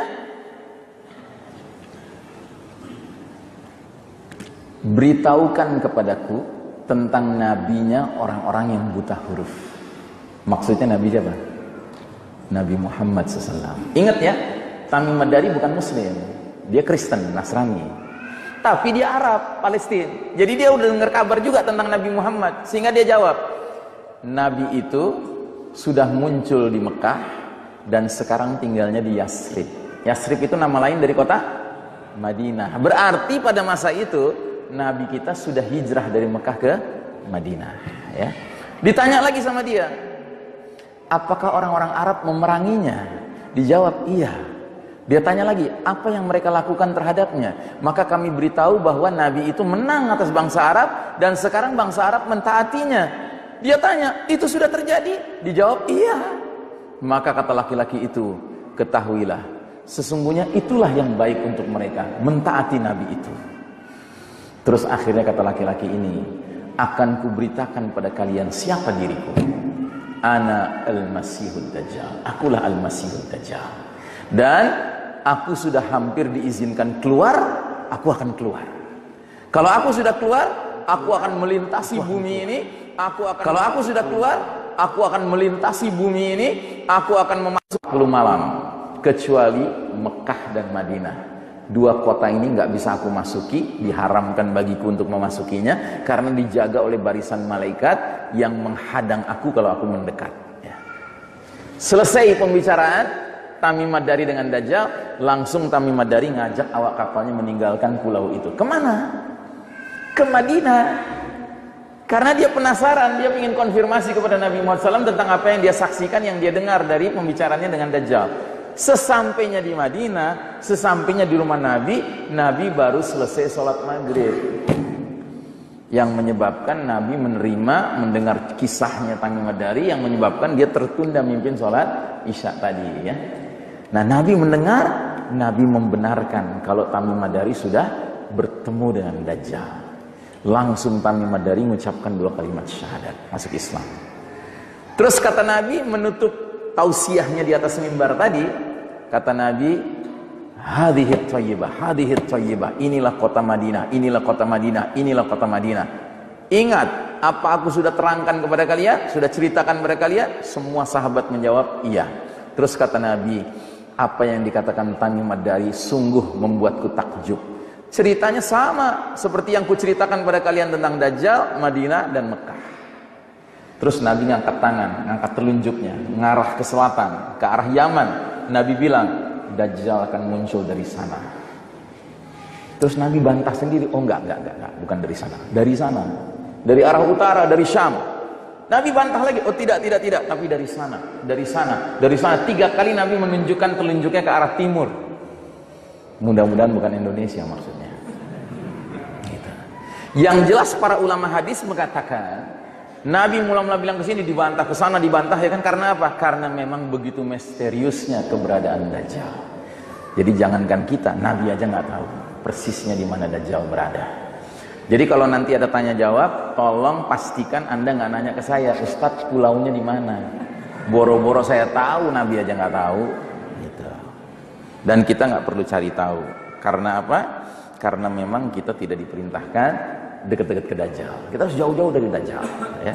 Nah, kesimpulannya apa? Berdasarkan hadis ini, kita dapat menyimpulkan bahwa Dajjal itu insan, manusia. Sebab Tamim Ad-Dari sendiri bilang, aku melihat manusia yang besar, kuat, tapi terikat. Berarti dia manusia kan? Cuman manusia bukan sembarang manusia kayak manusia kebanyakan. Ada dua keistimewaan Dajjal. Yang pertama, usianya panjang. Ya. Bayangkan di zaman Nabi seorang sahabat sudah ketemu dengan dia di sebuah pulau misterius. Berarti kan usianya panjang. Kira-kira bagi Allah menciptakan manusia yang usianya panjang ribuan tahun sulit apa mudah? Ya mudah saja. Allah ala kulli syai'in qadir, ya kan? Dan laki-laki yang disembunyikan di balik bumi ini selama ribuan tahun, Dajjal, pantasnya dibunuh sama laki-laki yang juga disimpan sama Allah di langit ribuan tahun, yaitu Isa alaihissalam. Begitu. Yang kedua, keistimewaan Dajjal itu apa? Allah izinkan Dajjal meramalkan nasib beberapa hal yang akan terjadi di masa depan. Dan dalam hal hadis ini ada dua hal yang sudah diramalkan Dajjal dan terbukti benar. Pertama, nasib Purma Baisan. Kedua, nasib Danau Tiberias. Hari ini di Israel, di Palestina, desa Baisan sudah berubah namanya jadi Beit Shean. Ini nama Yahudi. Dulunya desa pertanian, banyak tanamannya, banyak pohonnya, banyak tumbuhannya, termasuk kormanya subur. Hari ini sudah banyak yang ditebang karena diganti menjadi kota wisata. Yang banyak hari ini adalah motel, hotel, resort, ya, penginapan dan sejenisnya. Sudah nggak ada korma di sana. Begitu juga dengan Danau Tiberias. Hari ini Danau Tiberias airnya sudah minim sekali. Artinya ramalan Dajjal sudah mulai menjadi kenyataan. Kita lanjutkan. Terus apa dalil-dalil tanda-tanda saat keluarnya Dajjal sudah dekat? Ada beberapa hadis. Hadis pertama, Nabi bersabda, Dajjal tidak akan keluar hatta yadhhalan nasu an zikrihi, sampai manusia menjadi heran tentang perkara Dajjal. Dan yang kedua, hatta tatruka la'immatu zikrahu alal madabir, sampai para imam, ulama, muballigh, penceramah di atas mimbar-mimbar tidak lagi memperingatkan umat tentang Dajjal. Jadi kalau dua ciri ini sudah muncul di masyarakat, berarti kemunculan Dajjal nggak lama lagi. Yang pertama, orang diajak ngomong tentang Dajjal heran. Yang kedua, penceramah-penceramah nggak ada lagi yang ceramah tentang Dajjal. Nah sekarang Anda bisa uji coba sendiri. Misalnya Anda ngadain acara arisan keluarga di rumah, tamu satu persatu datang. Setiap ada yang baru datang, Anda coba ngomong tentang Dajjal. Kira-kira mereka cenderung nyambung atau mereka akan heran gitu. Ini kenapa ya kok ngomongin Dajjal ya gitu, gitu. Ya kan? Coba aja gitu. Atau Anda misalnya kerja di kantoran, pas jam istirahat makan siang di kantin ngobrol sama teman makan siangnya, ajak ngobrol tentang Dajjal. Kira-kira cenderung nyambung atau cenderung dia akan heran? Lo kenapa penyakit apa ngomongin Dajjal? Dajjal kan legenda, mitos, ya kan? Cerita orang-orang tua dulu gitu ya. Coba aja. Terus yang kedua, Anda bisa coba juga. Mulai Jumat besok, catat. Khotib Jumatnya ngomongin Dajjal nggak? Jumat berikutnya catat lagi. Jumat berikutnya catat lagi. Jangan-jangan sampai 52 Jumat nggak ada khotib ngomongin Dajjal. Kalau itu sudah jadi kenyataan, berarti kemunculan Dajjal sudah dekat. Ya. Terus yang kedua, ada lagi dalil begini. Yaji'ud Dajjalu fayas'alu Uhudan fayanzurul Madinatu fayaqulu li ashabi atarawna hadzal qasral abyad hadza Masjidu Ahmad. Saat Dajjal nanti keluar, Dajjal akan menaiki Gunung Uhud. Gunung Uhud itu sebuah gunung di luar kota Madinah, nggak terlalu jauh tempat terjadinya perang Uhud. Dan Dajjal akan memandang ke arah kota Madinah. Kemudian dia akan tanya kepada para pengikutnya yang ada di sekitar dirinya, At-tarawna hadzal qasral abyad? Kalian lihat istana putih itu? Hadza Masjidu Ahmad. Itu masjidnya Ahmad. Maksudnya Masjid Nabawi, Masjid Nabi Muhammad SAW di kota Madinah. Yang menarik dari hadis ini, saat dulu Nabi mengucapkan hadis ini, Masjid Nabawi itu masih sangat sederhana. Hanya terbuat dari lumpur basah, warnanya kecoklatan dan batu bata. Tiang-tiangnya aja pohon korma, atapnya aja pelepah korma. Sederhana sekali. Sedangkan hari ini Masjid Nabawi sudah direnovasi menjadi sangat besar dan tampak indah seperti sebuah istana putih. Iya enggak? Iya kan? Jadi sekarang kalau ada orang nanya, kalian lihat istana putih itu cocok kan? Kalau dia tampilannya masih atapnya daun pelepah korma, ya kan, warnanya coklat, mana belum gini bilang putih. Artinya apa? Kelihatannya udah dekat ini jadwal Dajjal muncul. Ada lagi hadis, kata Nabi, Al-Masihud Dajjal tidak akan memasuki kota Madinah, yang pada saat nanti Dajjal muncul, kota Madinah punya 7 pintu gerbang, yang setiap gerbangnya dijaga 2 malaikat. Perlu Anda ketahui, kota Madinah zaman dulu, zaman Nabi dan para sahabat, itu kota yang terbuka. Orang mau masuk kota Madinah dari mana saja, jalan kaki, naik keledai, naik onta, naik kuda, bisa. Boleh masuk dari mana saja.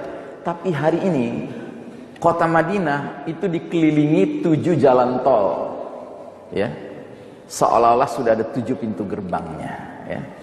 Jadi, kalau Anda lihat peta Madinah hari ini, terlihat ada 7 jalan utama memasuki kota Madinah. 1 jalan dari arah Jeddah, 1 dari Mekah, dari Rabik, dari bandara, dari Tabuk, dan 2 dari wilayah sekitarnya.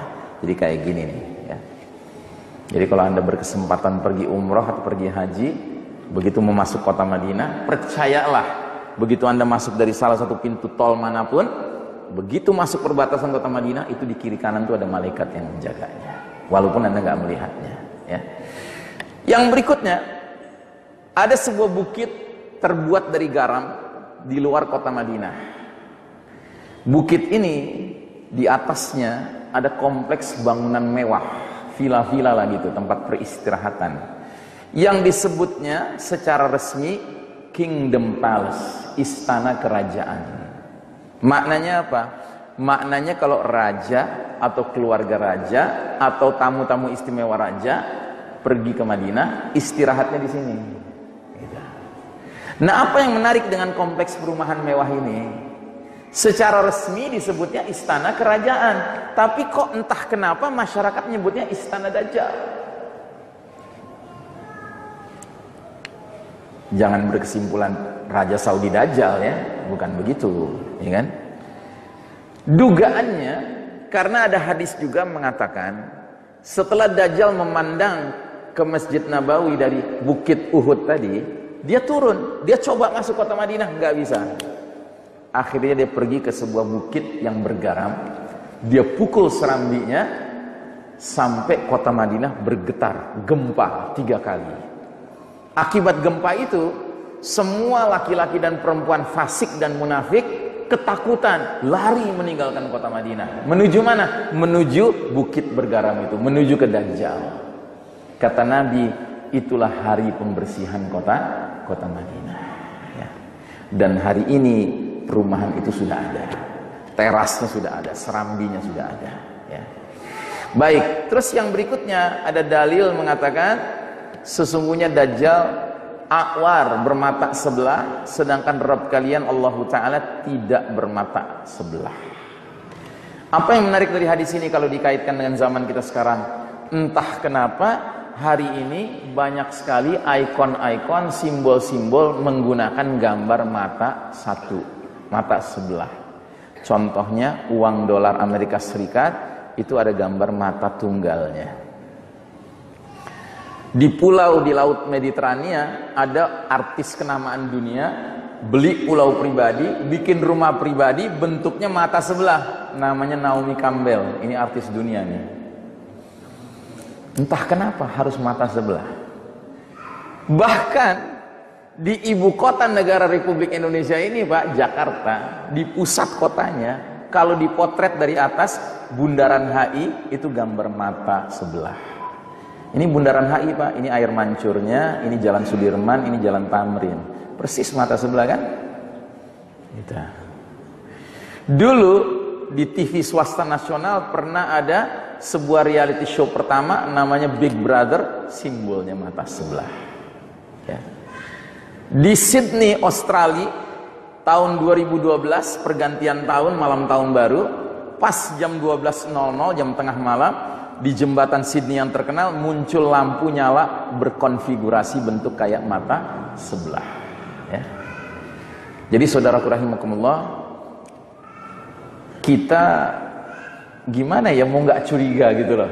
Ini kelihatannya ada mastermind di belakang layar ini, ya, yang ingin mensosialisasikan, mengkampanyekan si mata sebelah ini supaya kita terbiasa melihat mata sebelah. Dan memang Dajjal nanti kalau muncul ya matanya cacat sebelah gitu. Baik saudaraku rahimakumullah, sudah jam 11 kurang seperempat, materi kita belum selesai. Cuma saya harus menghargai waktu, ya.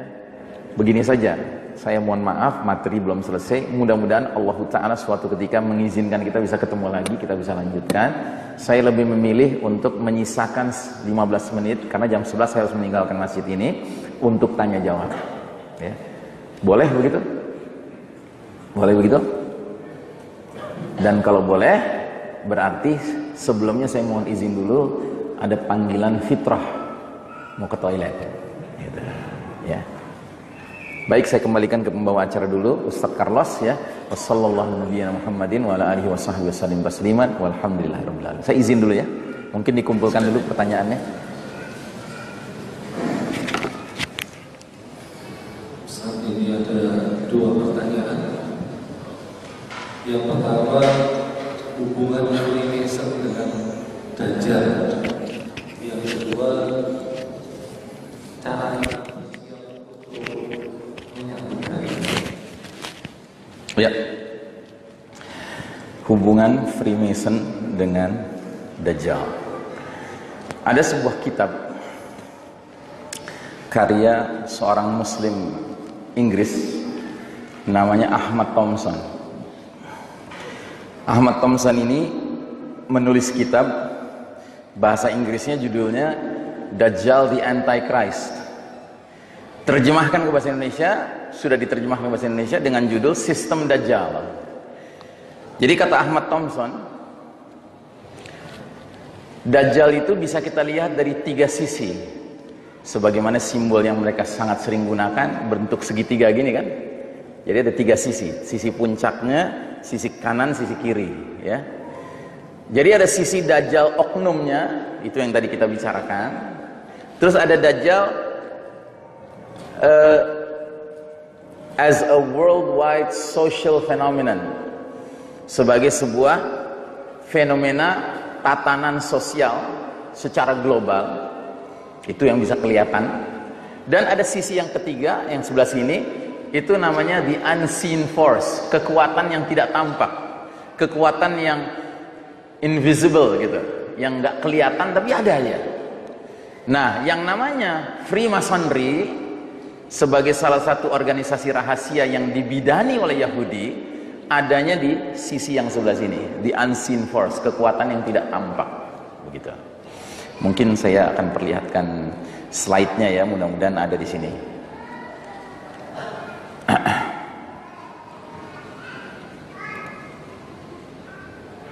Oh ya, ada, alhamdulillah.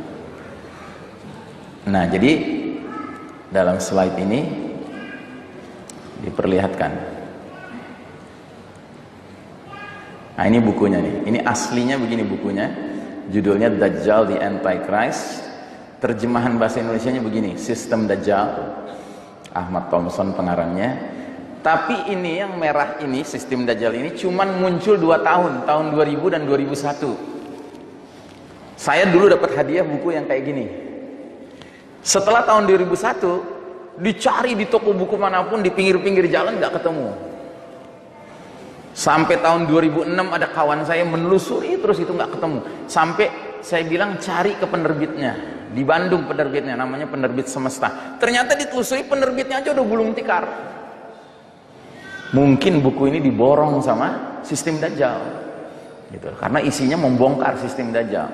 Akhirnya tahun 2013 terbit lagi oleh penerbit lain dengan nama yang sama tapi covernya ganti, warnanya hijau, namanya Sistem Dajjal juga. Nah, jadi dalam buku ini diterangkanlah adanya 3 sisi dari Dajjal. Mana dia nih? Waduh, sebentar.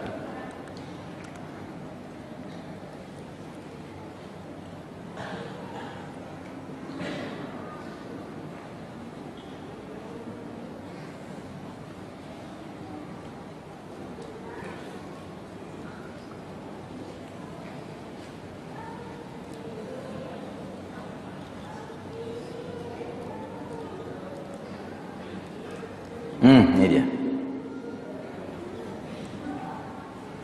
Nah, ini dia. Jadi, there are 3 aspects of Dajjal. Ada 3 sisi dari Dajjal. Dajjal individunya, oknumnya. Terus Dajjal sebagai fenomena sosial budaya secara mendunia global. Mencakup bidang apa saja? Mencakup semua bidang. Ipol, Exosbud, Milpen, Kumham, ya kan? Ya, ideologi, politik, sosial, ekonomi, budaya, pertahanan, keamanan, pendidikan, dan seterusnya.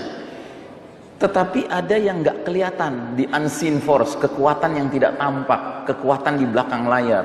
Nah, kekuatan di belakang layar ini diwakili oleh organisasi-organisasi rahasia bikinan orang Yahudi. Namanya macam-macam juga, ada Freemasonry, ada Illuminati, ada Knight Templar, ada Kabbalah, ya. Tapi yang jelas ini organisasi rahasia.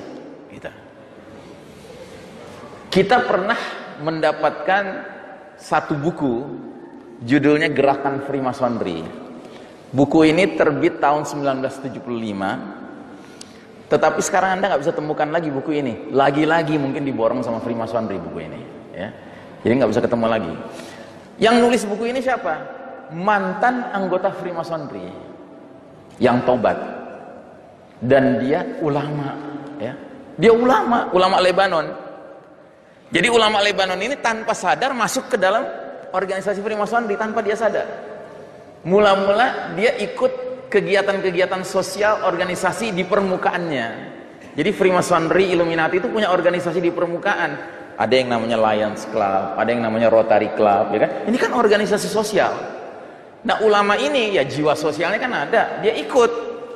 Lama-lama dia diincer.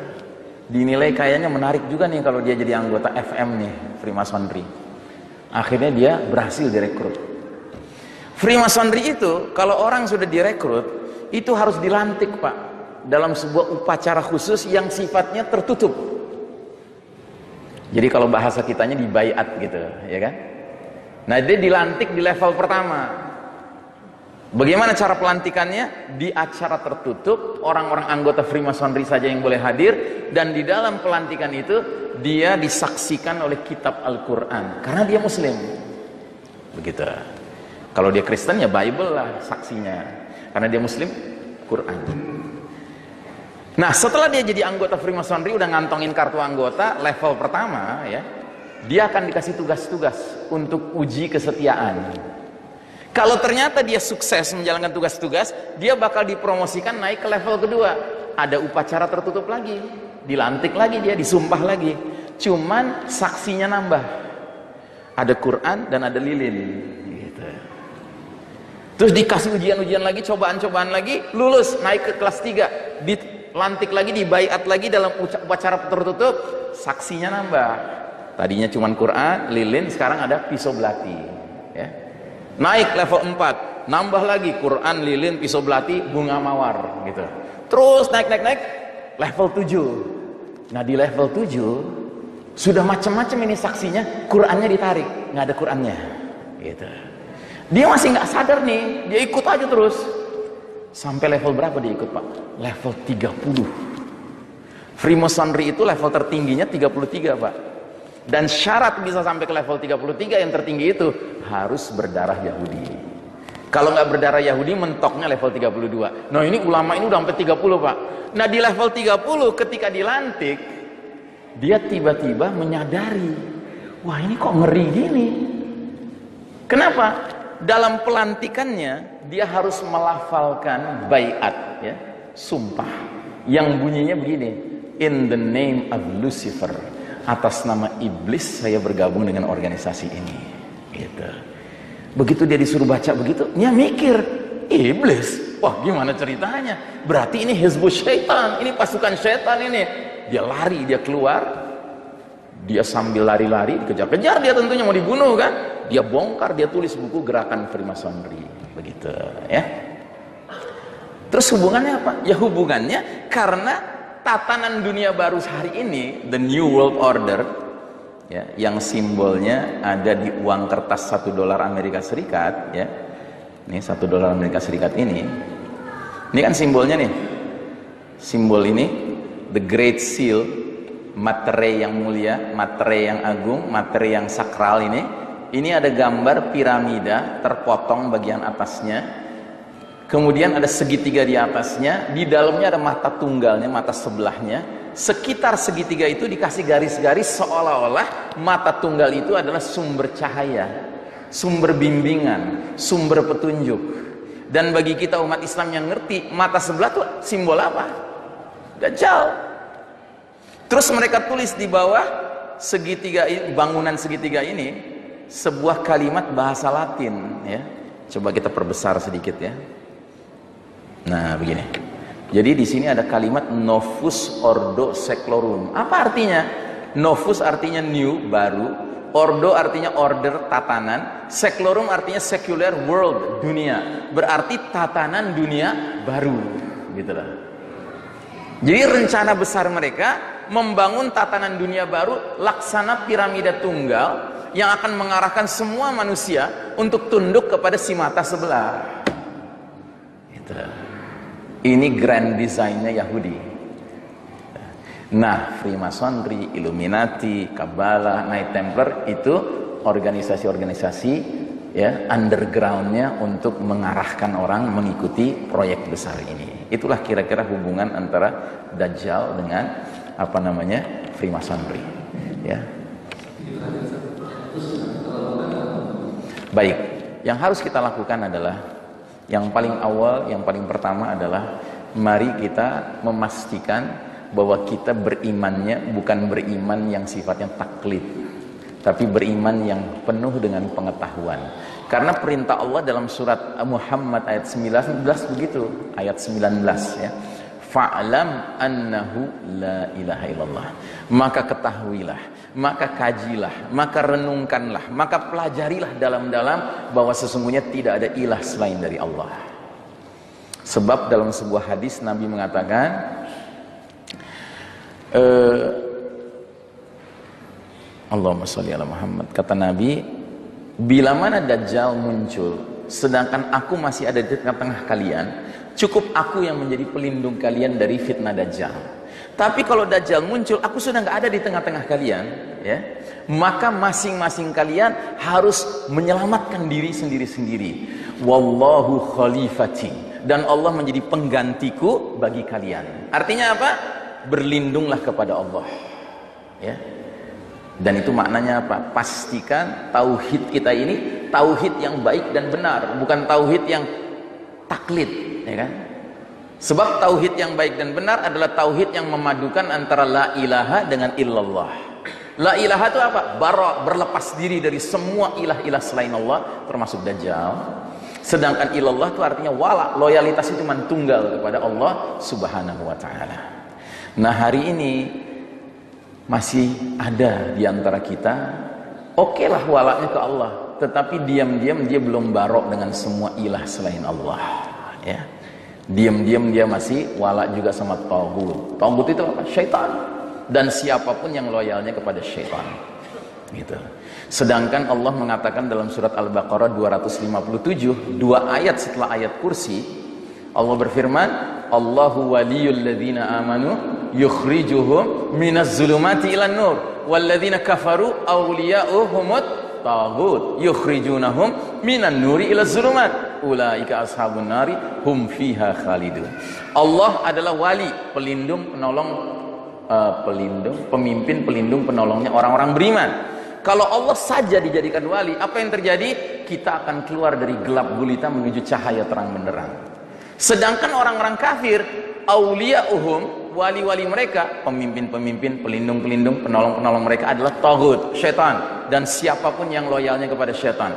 Kalau dia kita jadikan pelindung, penolong, dan pemimpin kita, apa yang terjadi? Yang tadinya kita dalam cahaya masuk ke dalam kegelapan, dan akibatnya apa? Mereka itulah penghuni neraka, mereka kekal di dalamnya.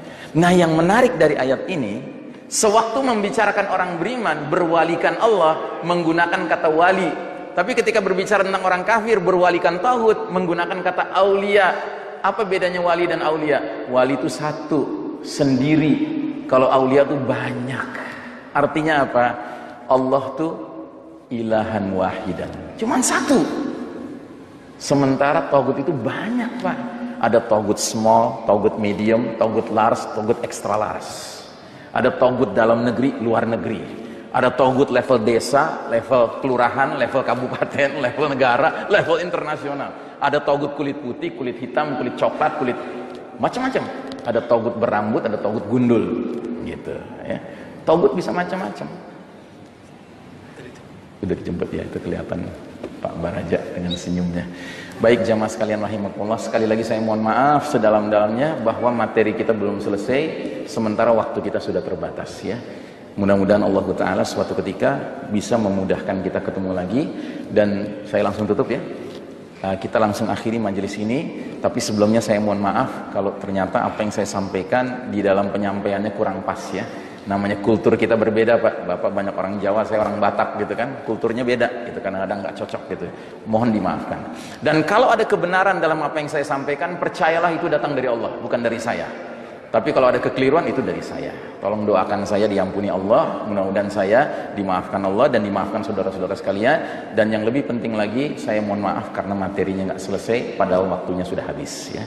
Kita tutup dengan doa yang disunnahkan Nabi kita, doa kifaratul majlis. Subhanakallahumma wa bihamdika asyhadu an la ilaha illa anta astaghfiruka wa atubu ilaik. Walhamdulillahirabbil alamin. Wassalamualaikum warahmatullahi wabarakatuh.